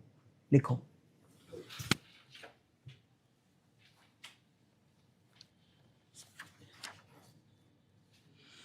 लिखो। और ये 8-10 मतलब आराम से समझ आएगा, कुछ रॉकेट साइंस है ही नहीं इसमें। जैसे इंडिया का सबसे बड़ा पॉपुलेशन का प्रॉब्लम क्या है एक वर्ड में? ग्रोथ। अनएम्प्लॉयमेंट, ग्रोथ की वजह से अनएम्प्लॉयमेंट है ना, ओछा होत तो कोई बात नहीं, प्रॉब्लम तो डेकेडल ग्रोथ की है। जैसे just because we are here in Surat, तो मैं कुछ बता रहा हूँ। 2011 का सेंसस था, 21 में अगर हुआ होता, इन जनरल डेकेडल ग्रोथ होता है 10-10 साल में। 2001 का सेंसस, 2011 का सेंसस, तो ना देश की आबादी, शहरों की आबादी, ये सब में 12, 15, 18, 20% तक अगर ग्रोथ आता है तो बोलते बाप रे इतना। सूरत 2011 से 2021 तक में डबल मार गया है। 40-45 लाख की आबादी से हम 90 लाख पे आ गए। तो हम डेकेडल ग्रोथ में वो बंदे हैं जिनका 100% के करीब है। रेयरेस्ट सिटीज में आते हैं हम वर्ल्ड के, जिसका decadal population growth is by 100%। वो ग्रोथ से मुझे ये याद आया इंडिया का भी है ना, पर 10-12% में तो त्राहिमाम हो जाता है। 100 ऐसा है। So what I am trying to say is that growth is an issue. हम सूरत वाले खूब देख रहे हैं, थोड़े ही दिन बाकी है, समुंदर में भी घर बन जाएंगे इतना आगे। वो वेलेंजा कामरेज के तो पता ही नहीं चल रहा है कि कहाँ चला गया। पलसाना तो लोग ऐसे अप डाउन कर रहे हैं जैसे सूरत में आता हो। ऐसा थोड़ी होता था यार। तो ग्रोथ हो गया है। 8-10 वर्ड्स लिखते हैं, इसीलिए फर्स्ट ग्रोथ बता रहा था। लिख। Distribution, migration, quality of life, sex ratio, literacy, longevity या लॉन्गेविटी जो भी बोलते लोग, डिपेंडेंसी रेशियो, हेल्थ, अब इसके बाद एक टर्म ही पूरा लिखना है हेल्थ के अलावा, इसके बाद एक टर्म लिखना सोसाइटियल। तो उसमें मैं क्या बताना चाह रहा हूं वो बताता हूं। सोसाइटल लिखा, वो जो पता है लिस्ट बनाई थी वो, hello, food, marriage, ethnicity, caste, gender, ये सब भी तो पॉपुलेशन के ही प्रॉब्लम है ना भाई, और किसके हैं? ये सब मिला के 15-20 वर्ड्स हैं जो पॉपुलेशन फेस करता है। आप कोई भी एक सेगमेंट चूज करो और उसको आप लिख सकते हो। बात समझ में आ रही है? हाउएवर द क्वेश्चन, एक रिक्वेस्ट है, जैसे ब्रेनस्टॉर्म करना पड़ेगा 2 मिनट के लिए कि पॉपुलेशन रिलेटेड पूछा है, रूरल के अलग इशू हो सकते हैं और अर्बन के अलग इशू हो सकते हैं। पॉपुलेशन की ये प्रॉब्लम हो सकती है, हो ही सकती है ना। पॉलिटिकल प्रॉब्लम फेस करते हैं, अभी इलेक्शंस है, मेरा वोटर आईडी मिल रहा है, ये नहीं हो रहा, वो नहीं हो रहा, तो हम वोट नहीं दे सकते हैं क्या, ऐसा है वैसा, जो भी प्रॉब्लम। इकोनॉमिक, सोशल, इस सब पे तो कोई चर्चा ही नहीं है। ये जनरल टर्म्स हमने अभी लिखे, जो अगर लिखे जाते हैं तो बहुत ज़्यादा ओरिजिनल लगते हैं कि हाँ हाँ हाँ पॉपुलेशन के ये सब प्रॉब्लम्स हैं, ऐसा। जो इसके ऊपर वाले वो थोड़े लगता है कि आके टेम्पलेट चिपका दिया है, ऐसा लिखते क्वालिटी ऑफ लाइफ नहीं है, ये है वो है, education, health related, longevity, sex ratio, तो ऐसे थोड़ा लगता है कि हाँ अमीरों के भी ये सब हो सकते हैं प्रॉब्लम, ऐसा नहीं है। तो कोर्स के हिसाब से पॉपुलेशन में ये वर्ड लिखा, जैसे एक ऐसे एक जो मिस होता है, जैसे ये किसी को बोलो कि what are the urban population problems, तो ऐसा नहीं होता है कि आदमी नहीं लिख पाता है। जैसे एक हेडिंग लिख, रूरल, कि रूरल को क्या इश्यूज है।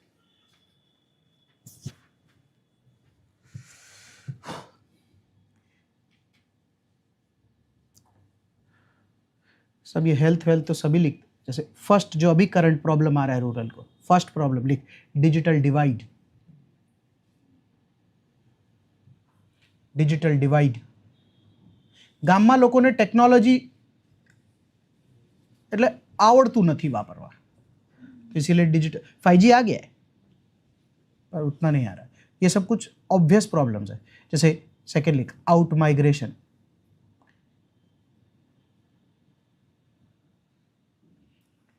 जेंडर डिस्पैरिटी, सारे मेल्स जो हैं वो शहर चले जाते हैं, फीमेल्स अपने बच्चों के साथ गांव में रुक जाती है। प्लान उस मेल का यही है कि सूरत अगर शिफ्ट हो रहा हूं, मैं मजदूरी कर रहा हूं, तो कैसे भी करके मैं भी मेरी बीवी बच्चों को सूरत ले आऊं। पर प्रॉब्लम ये है कि गांव में भी एक घर है और सूरत महंगा पड़ रहा है, अभी इतनी कमाई है नहीं, तो सूरत से अगर मैं 2-5 हज़ार रुपये घर भेज दूं तो गांव में उनका पालन पोषण ठीक हो जाएगा। पर ऐसे केस में क्या हो रहा है कि गांव एकदम फीमेल और बच्चों वाला दिख रहा है, मेल नहीं है। मेल कब आते हैं? होली दिवाली पे, घर में शादी होती है तब, तो वो एक इशू तो है ही ना। लिख अब ऑब्वियस वाले, जैसे सैनिटेशन, हाइजीन, कास्टिज्म,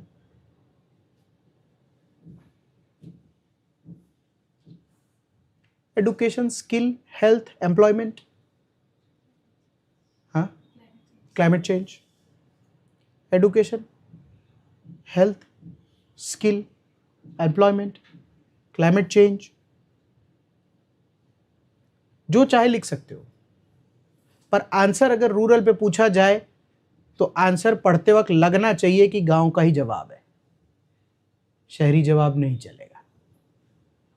सही है?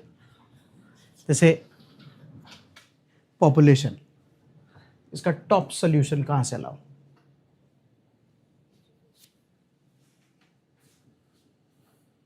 देखो, इनको सॉल्यूशन ना बनाओ, चीप लगता है तो राइट ही। इससे मैंने पूछा तो इसने बोला एजुकेशन। मैं कह रहा हूँ बूढ़े दादाजी रह रहे गांव में 80 साल के, उनको शिक्षा का क्या काम? तो पेस्टल जी चिपका दो। बात सही है, हम 3 टेम्पलेट यूज़ करते हैं, एक पेस्टल जी वो भी लगता है, दूसरा वाला भी लगता है। जैसे जो इंटरनेशनल से लेकर स्कीम वाला है वो सबसे बेस्ट टेम्पलेट लगता है। क्यों? क्योंकि ये वाली जो प्रॉब्लम है ये अब इंटरनेशनल प्रॉब्लम है। चाइना भी इसके सोल्यूशन लाने की बहुत कोशिश करता है। जैसे एग्जांपल लेता हूँ, जो ज्योग्राफी ऑप्शनल वाले उनमें से जैसे 1 चाइल्ड पॉलिसी, उसका एक सोल्यूशन है, खाली बात कर रहे हैं हम, ऐसा नहीं है। तो वो वाला टेम्पलेट यहाँ पर होना चाहिए। वो चिपका कोई भी सकते हैं, पर इंटरनेशनल से लेकर कौन सा था, एग्जाम्पल तक वाला, प्रैक्टिकल जो भी, तब प्रॉब्लम सॉल्व होता है। तो लगता है कि हाँ कुछ बात कर रहा है।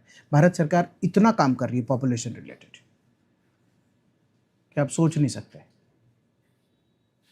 और अब तो चैट जीपीटी का ज़माना है, मतलब एआई का, तो आप खाली उस पर जाके लिखते give me solutions to the population problems in India, तो पूरा तो वो लिख के देता है, प्रिंट निकाल के खाली डालना ही है। पर दिमाग चलना चाहिए कि टॉपिक लड़खड़ाना नहीं चाहिए, सस्ता टॉपिक है। आबादी सिविल सर्विसेज के प्रेपरेशन के ईजीएस्ट में से एक होता है। क्यों? प्रैक्टिकली पढ़ के आदमी लिख के अच्छा कर सकता है। अमेरिकन रेवोल्यूशन, फ्रेंच रेवोल्यूशन से तो आसान ही है, उसमें तो पढ़ना ही पड़ेगा। एंग्लो मैसूर वॉर से तो ठीक ही है कि नहीं? वापस आए, पॉवर्टी अगला टॉपिक है। सही है, ये हुआ ना पूरा अपना, ये भी हुआ। पॉवर्टी अगला टॉपिक है, पर देखना पड़ेगा कि पॉवर्टी एंड डेवलपमेंटल फिर से इश्यूज ही लिखा है। ये क्या बात है, खाली अर्बनाइजेशन में लिखा है प्रॉब्लम एंड रेमेडी। पर एक बात तुमको बहुत मस्त समझ आ रही चाहिए होगी, अच्छा मतलब ये जो 3 टॉपिक है इसमें सिर्फ 2 ही टॉपिक पढ़ने होते हैं, इशू और सॉल्यूशन, क्योंकि कोर्स में वही लिखा है, कोर्स में वही लिखा है। डिकोड तो हो ही गया, हेलो, कोर्स में वही लिखा है। वो ऐसा थोड़ा सा सही करके लिख देना तो काम हो जाए। किसी में रेमेडी लिखा है, किसी में नहीं लिखा है। एग्जाम में रेमेडी आता है, तो अगर ये पॉपुलेशन है तो अगर आपको पढ़ाना होता तो आप अगला क्या लिखते? पॉवर्टी और फिर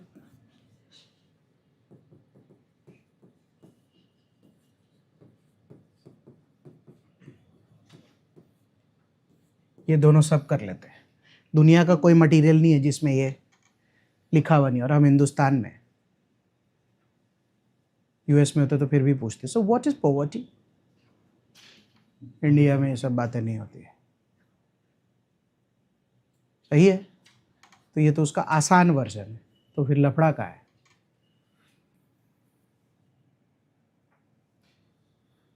Rangarajan committee report, Tendulkar committee report, what is poverty line, ये जो इसका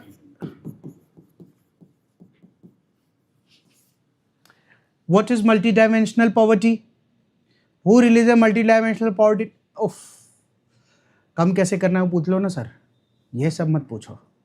जैसे अगर इसी क्वेश्चन को ऐसे रैंडमली डिफिकल्ट कर देना तो क्या बोले, elaborate on all the various committees that were formed to calculate poverty in India. लगता भैया ऐसा सर, वो भी तीनों, चाह सब, ऐसा मत करो। What are the various indices for measuring poverty in India? बहुत दुख देता है। पता होता है कि उसका 1 पेज का नोट्स बना लेता तो उसको इलैबोरेट करके सब लिख लेता, पर नहीं करते। ये और ये आसान पड़ता है। देखो पढ़ाऊंगा तो अच्छा नहीं लगेगा कि अब ये भी पढ़ा रहे हो, वो पढ़ सकता है आदमी, महसूस किया हुआ है यार पढ़ना क्या है।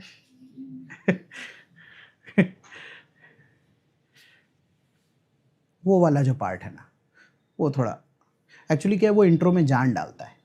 यार currently India is facing a multi, जैसे अभी लोग बात करते हैं कि जैसे what is a psychological poverty.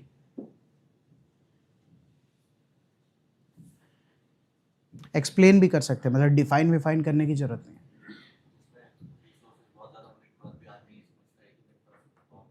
हाँ, मर्सिडीज में जा रहा है, बाजू से फरारी जाती है, साला इसकी लाइफ सेट है।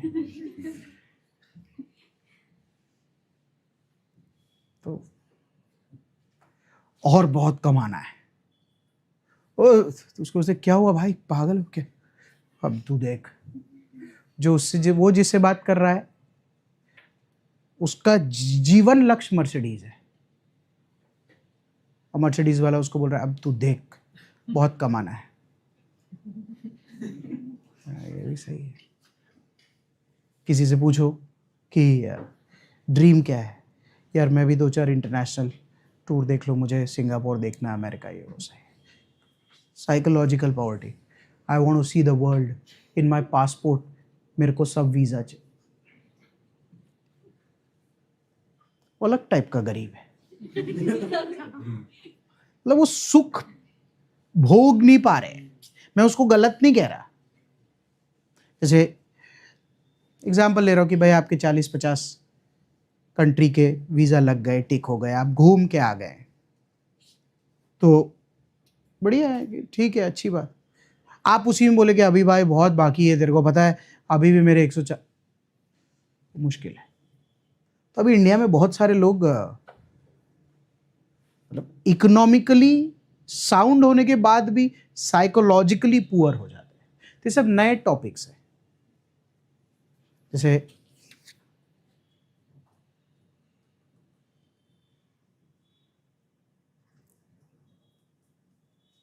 there are people who are health wise poor, health wise poor. भाई हेल्थ वाइज तू पुअर कैसे हो गया? तो बोले कि 18-17 साल की उम्र से सिगरेट पी रहा है, तो अब क्या हुआ, अब 40-42 में इसका बॉडी इतना काम नहीं कर रहा है, पैसा इसके पास बहुत है, पर अब वो काम पे उतना जा नहीं पाता, क्योंकि वो चेन स्मोकर हो गया था ना 18-19 में, तो 20-25 साल से। अच्छा, तो उससे पूछोगे और क्या हालचाल है, बोलता है सब ले लो भाई, पर यार थोड़ा यार हेल्थ अच्छा हो जाए। अच्छा, तो वो क्या बोलता है, तेरा सही है। आदमी उसका बंगला वंगला देखता है, उसको लगता है अच्छा मेरा क्या सही है, तो बोलता है फेफड़ा।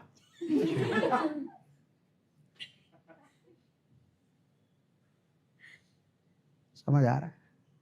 इंडिया के उभरते ट्रेंड्स है, अभी तो इन पे अभी तक तो बात बैठी नहीं है, बट वो जो भी जाए, this is the take part of it. ये दोनों ओके? हेलो, जैसे सेम इसका थर्ड टॉपिक है,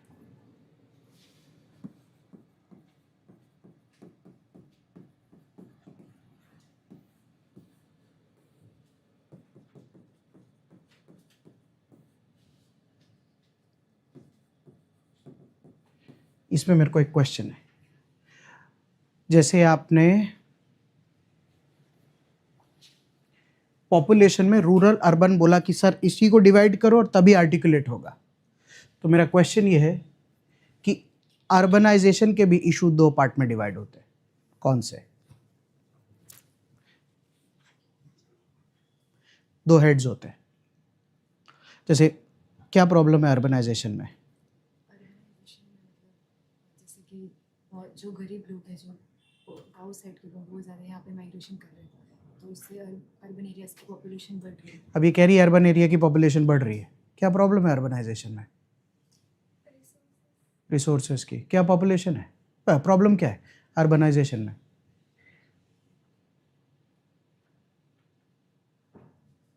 सुनो,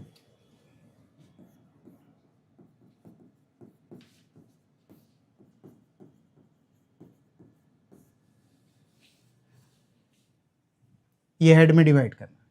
जैसे एग्जांपल लेते हैं,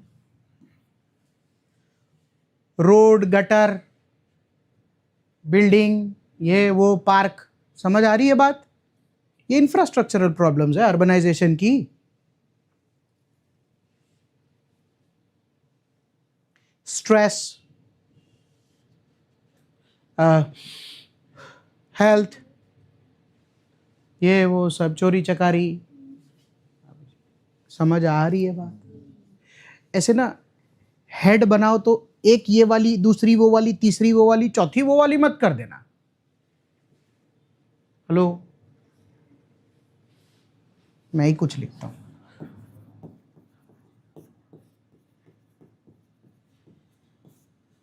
एटसेट्रा लिख रहा हूं ताकि दिमाग चले। जैसे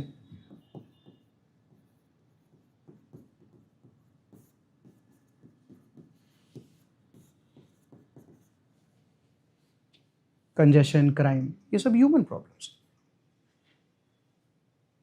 तो अभी जो स्मार्ट सिटी है वो क्या ठीक कर रहा है? Infra side.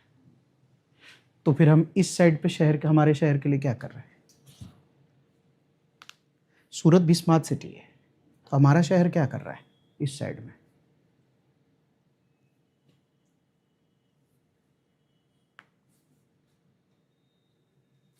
क्योंकि हाँ, आवास योजना मैडम जी इंफ्रा हुआ, घर बना के देना। ग्रीन स्पेसेस, अब वो बोलते कि इंफ्रा है। जैसे हेलो, जैसे चल पहले इंफ्रा की लेता हूँ, जैसे वर्टिकल बिल्डिंग, चलो ग्रीन स्पेसेस भी उधर ही ले लेते हैं, आवास बना के देना, ये सब तो इंफ्रा। बुलेट का आना, मेट्रो का बनना, वीआईपी रोड इतना चौड़ा, उसमें भी उधर सर्विस रोड, इधर भी सर्विस रोड, पार्किंग, सारे बिल्डिंग जो अभी नए बन रहे हैं उसके डबल बेसमेंट पार्किंग, तीसरे बेसमेंट पार्किंग, सब पत्ता वत्ता कटना, सब बरसात के लिए गटर पाइपलाइन वगैरह तैयार होना, ये सब सब इसके प्रॉब्लम की सोल्यूशन है। इनके लिए क्या है?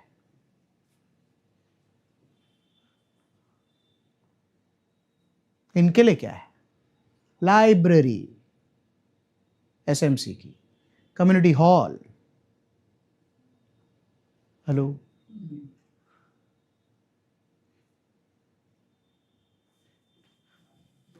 आज, हाँ, आज घर जाके जैसे ही वापस पढ़ोगे ना तो दिखने लगेगा कि हाँ सही बात है, दो अलग अलग आइटम है।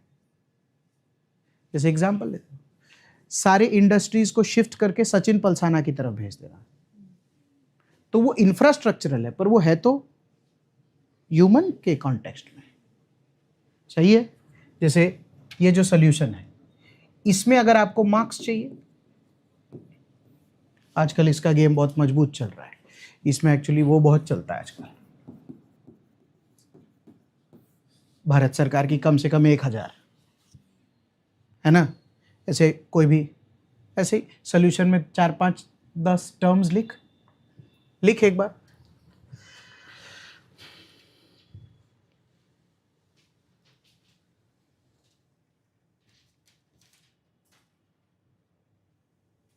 जैसे लिख मोबिलिटी,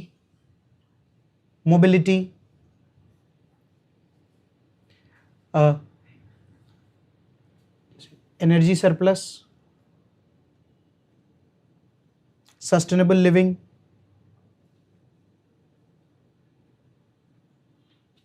रेंट एंड हाउसिंग,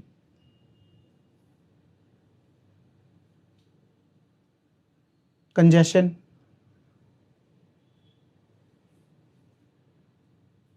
जैसे कोई भी स्मार्ट मीटर्स, छोटे बड़े इतना सारा काम है। अब जैसे भारत सरकार की कितनी सारी स्कीम चलती है, ऐसे ही बोल रहा हूँ, अमृत, हृदय, smart city mission, Singapore model वगैरह वगैरह करके स्पॉन्ज सिटी, और इतने टर्म्स है आज के दिन में। क्योंकि भारत का सबसे बड़ा चैलेंज क्या है?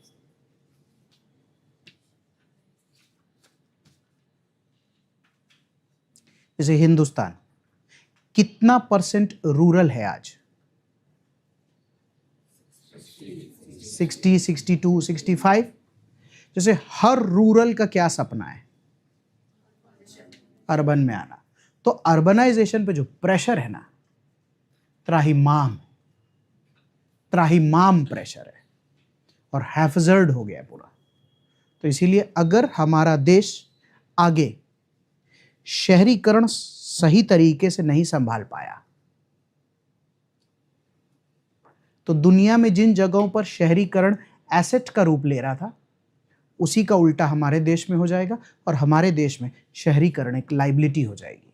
जैसे अभी हाल में ही हमने इसी महीने में देखा, जैसे सूरत में टोटल अभी कितने रेलवे स्टेशन है?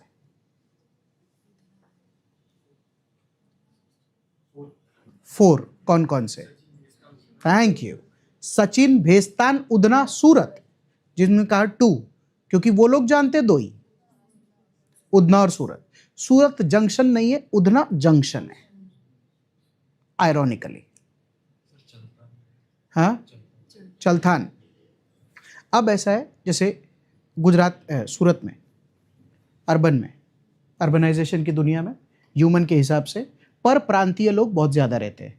Are is one of the cities जहाँ पर 59% बोलते हैं माइग्रेंट माइग्रेंट पीपल है।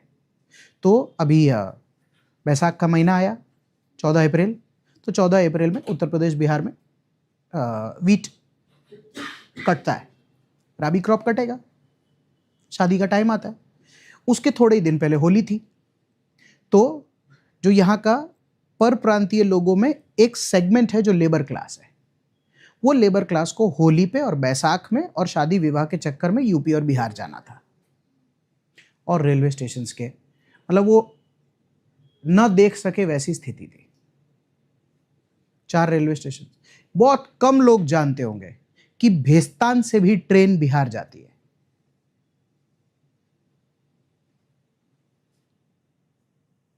मेरे को लगता है कि इस क्लासरूम में कोई ऐसा है जिसने कभी भेस्तान का रेलवे स्टेशन देखा है? देखा? बाकी तो मेरे लिए आसान कर दिया है आपने। तो इस वजह से कंजेशन हो गया।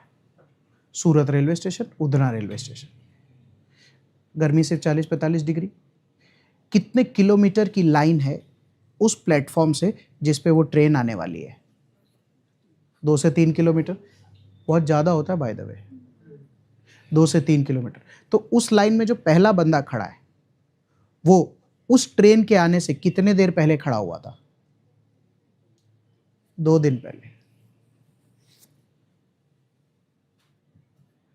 तो जब आप किसी लाइन में 2 दिन पहले खड़े होते हैं और ट्रेन का सफर भी 2 दिन का है, तो आप घर से क्या 4 दिन का खाना लाए थे क्या? और 40-45 डिग्री में कौन सा ऐसा खाना है जो थैले में 4 दिन तक खराब नहीं होता?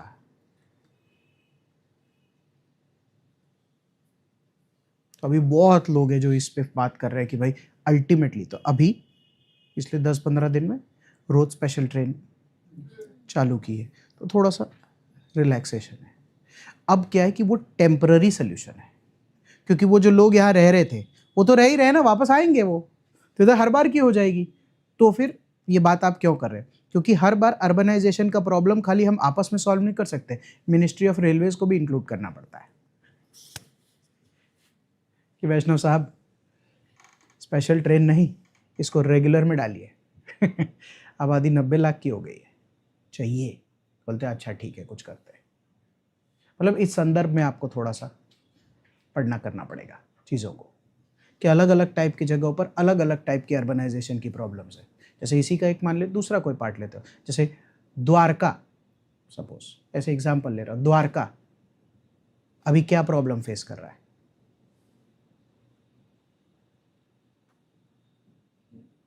ये अच्छा द्वारका, सॉरी चेंज, उज्जैन क्या प्रॉब्लम फेस कर रहा है? 2028 में कुंभ उज्जैन में, मतलब सिर्फ 18,000 होटल्स है अभी, लोग कम होटल ज़्यादा। और सरकार का ये प्लान है, जैसे पिछले कुंभ में 60 करोड़ की आबादी देखी थी, उज्जैन 60 करोड़ नहीं झेल पाएगा 1-1.5 महीने में। 2 अमेरिका एक ही महीने में। आज उज्जैन की आबादी कितनी है? 20 लाख, 22 लाख। लोगों के घरों के कमरों में रहना पड़ेगा लोगों को, तब कुंभ हो पाएगा। घाट भी नहीं है। जैसे कौन सी नदी है उज्जैन की? शिप्रा। वो ना एक बहुत छोटी नदी है, अगर आप गूगल पे जाके उसका फोटो देखेंगे कि वो छोटी सी निकल के फिर वो किसी छोटी नदी पे मिल जाती है। So it's not a prominent river like the Ganges which is 10 kilometers wide and flows like, no. Shipra is smaller than Tapi. You have seen the Tapi bridge. It is 800 meters to 1 kilometer. जो भी जितने भी bridge cross करते हैं, तो शिप्रा का bridge तो उसी पर 50 करोड़ लोग आज से 2 साल बाद शंभू। हर शहर के अपने अपने प्रॉब्लम्स हैं। मतलब उस संदर्भ में, क्योंकि ये टॉपिक वन ऑफ दोज है जो बहुत करंट अफेयर, हर शहर, जैसे दिल्ली, उसकी बात करें तो उसके अलग चैलेंजेस है, धुआं, पानी, हाबी जाबी, लोग, ये वो। उज्जैन का अलग है, सूरत का अलग है, ऐसे ही बहुत सारे शहर हैं जिनके अलग अलग बात कर सकते हैं। तो ये आपको अलग तरीके से पढ़ना समझना पड़ेगा। नेवर एंडिंग है ये। तो कॉन्टेक्चुअली आप जवाब सेट करना है। बात समझ आ रही है? और पढ़ाया हुआ भी होता है और आदमी का खुद भी घर से पढ़ के ही जाता है। आप इंडिया का कोई भी बुक ले लो जिसमें से आपको अर्बनाइजेशन पढ़ने की नौबत आए, 4 पेज पहले इशू के लिखे होंगे, उसके बाद के 4 पेज सोल्यूशन के लिखे होंगे, और इसमें कोई बहुत रॉकेट साइंस नहीं होता है, बट आर्टिकुलेट होना चाहिए आंसर। और इसका थर्ड पार्ट, वो तीनों टर्म्स है, तो उनका अप्रोच तो मैं कैसे सिखाऊं?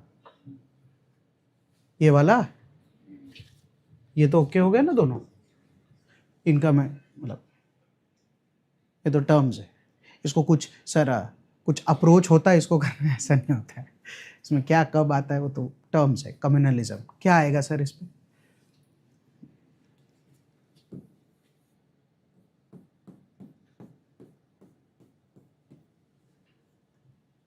पचास संदर्भ हो सकते हैं, हमको क्या मालूम। सेम रीजनलिज्म, ये सब वो है ना, ये डिस्कशन टॉपिक्स है, ये डिस्कशन टॉपिक्स है। ये इसमें इशू क्या है, सोल्यूशन क्या है, ऐसा होता है, ऐसा नहीं है, बट उसको वैसे नहीं किया जा सकता है।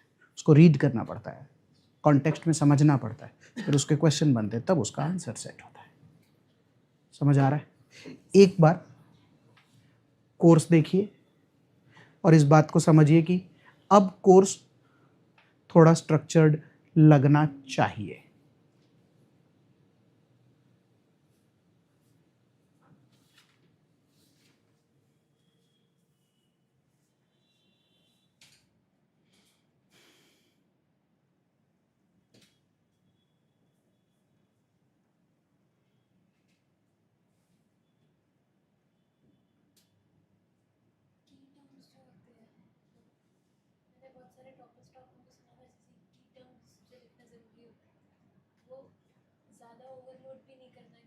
जैसे उसका क्वेश्चन ये है कि टॉपर्स में बहुत सारा देखा है कि की टर्म्स लिखने होते हैं, ये सब मैं उस पर बात कर सकता हूँ 5 मिनट, ये ओके।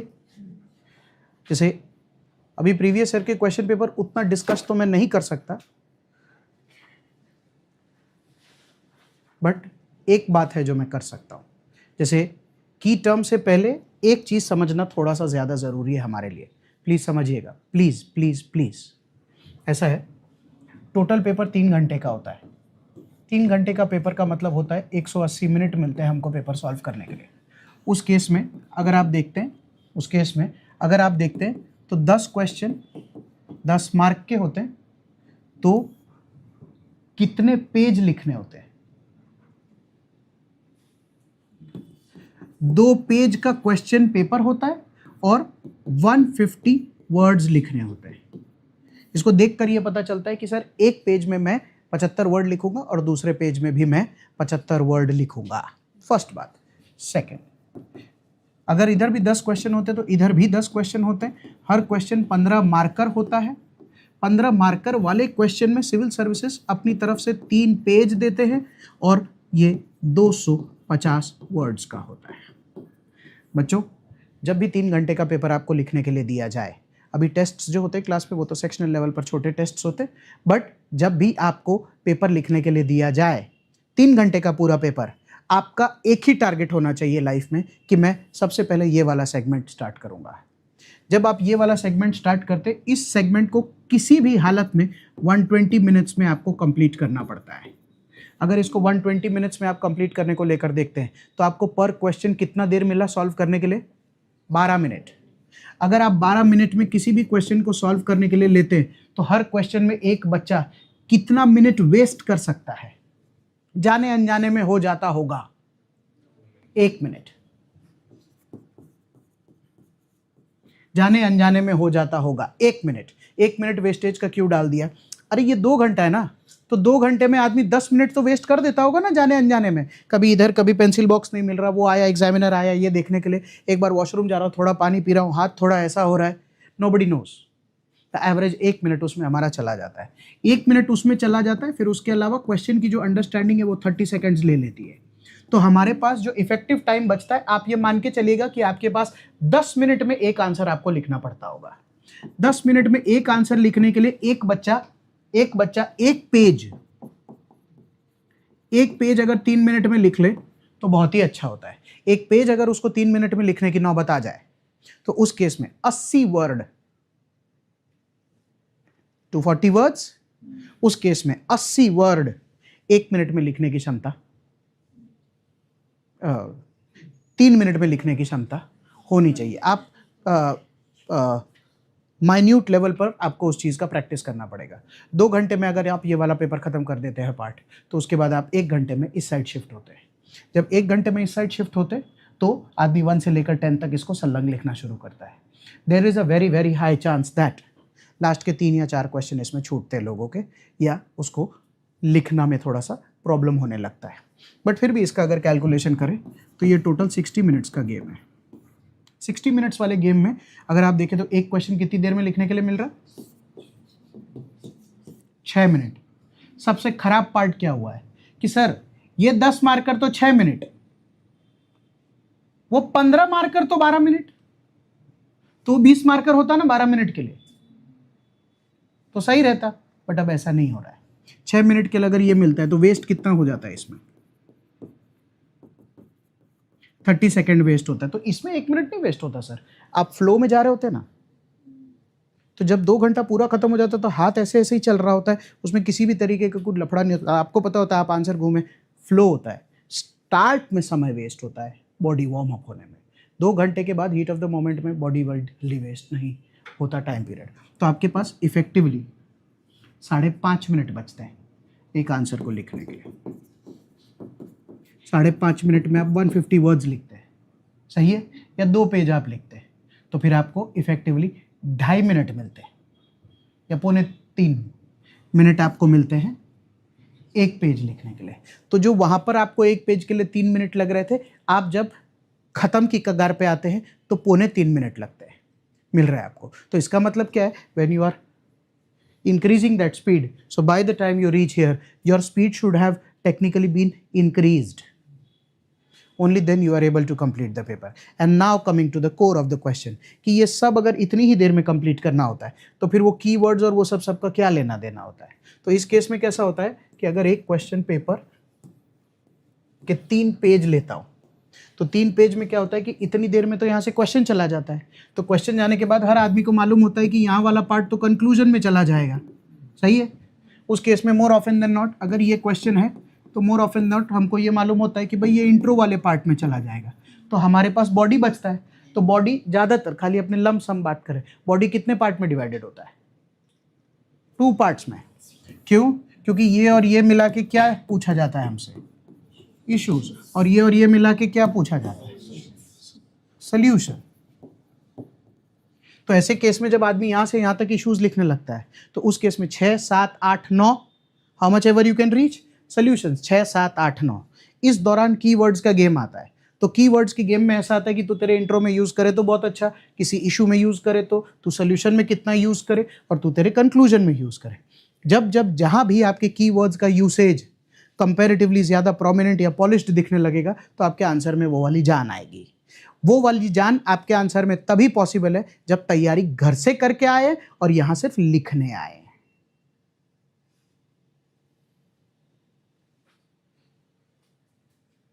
बात समझ आ रही है?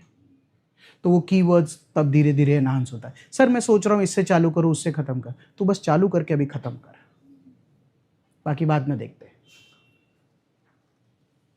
क्योंकि जब ये वाला आंसर लिखते हैं, जैसे how much is the maximum marks that somebody can get,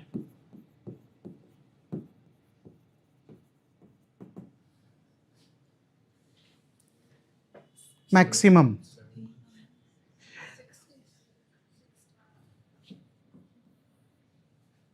this is the highest that anybody can ever get. So in the 10 questions that you write, in how many questions can you get 5 is also an important question, right? How many? 6 to 7. Relax, 2. छोड़ दो तैयारी, अच्छा कर लो फिर। Maximum marks इसमें 5 मिलते हैं।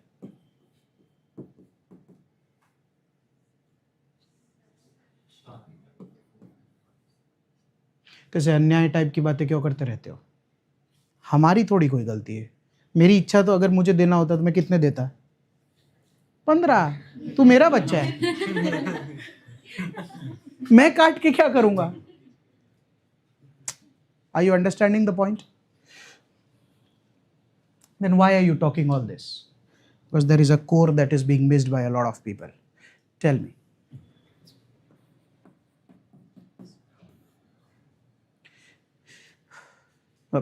How much is hats off in GS1 out of 250? कि भाई कमाल कर दिया भाई तूने। 110. 100 is also respectable, but 110 is कमाल कर दिया तूने. Kishan has scored 113. That is the probably, I'm not very sure, the highest in India in GS1.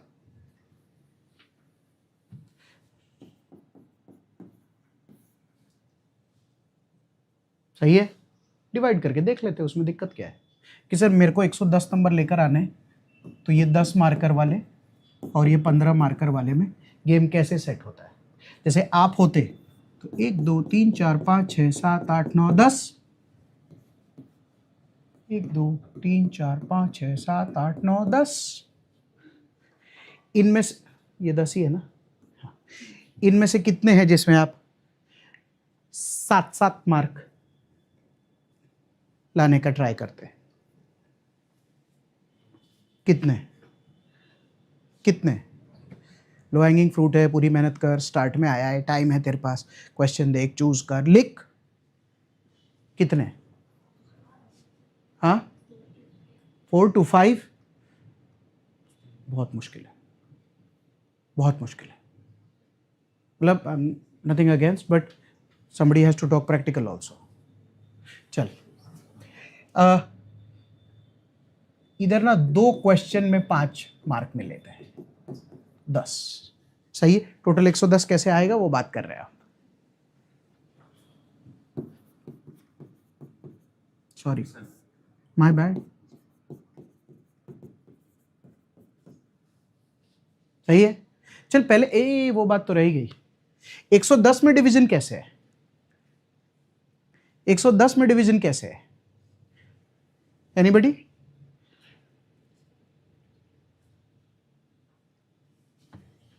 Okay, it is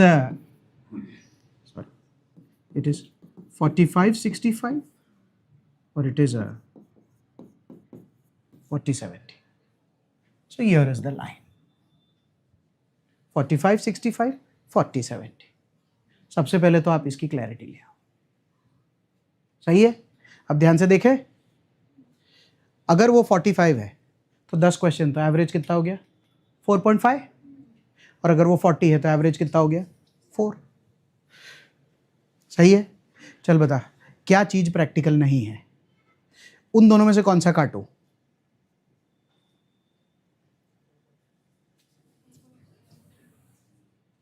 क्यों? 10 में 7 थोड़ी आएंगे सर, कुछ भी बोलते हो भाई। 10 हाईएस्ट 7, 10 में 7 बराबर है।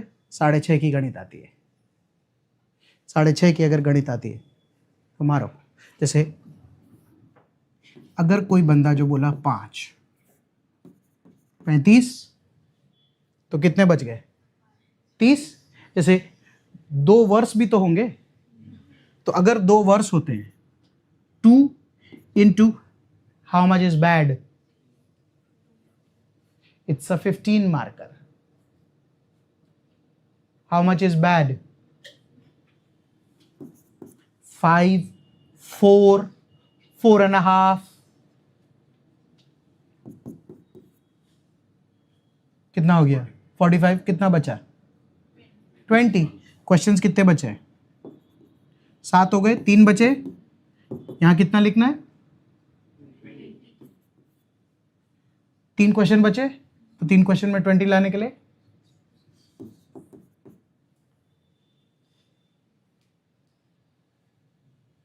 करेंगे तो होगा, कैलकुलेशन बराबर बैठ रहा है। आधा मार्क आगे पीछे। सही है। इसीलिए 5 क्वेश्चन में अगर 7 मार्क आते हैं तो मेरिट आता है। जैसे 3 क्वेश्चन में 6.5 और ज़्यादा से ज़्यादा 2 फंबल हो सकते हैं, तब जाके टोटल हमारा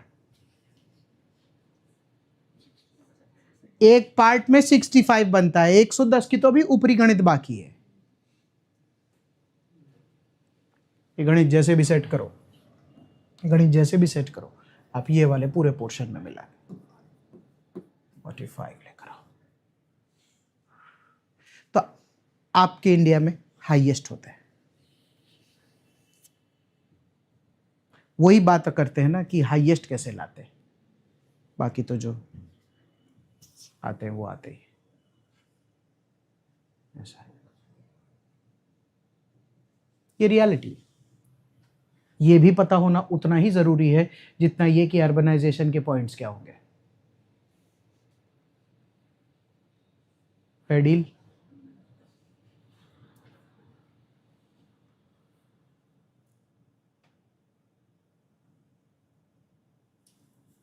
And then I'll share this slide.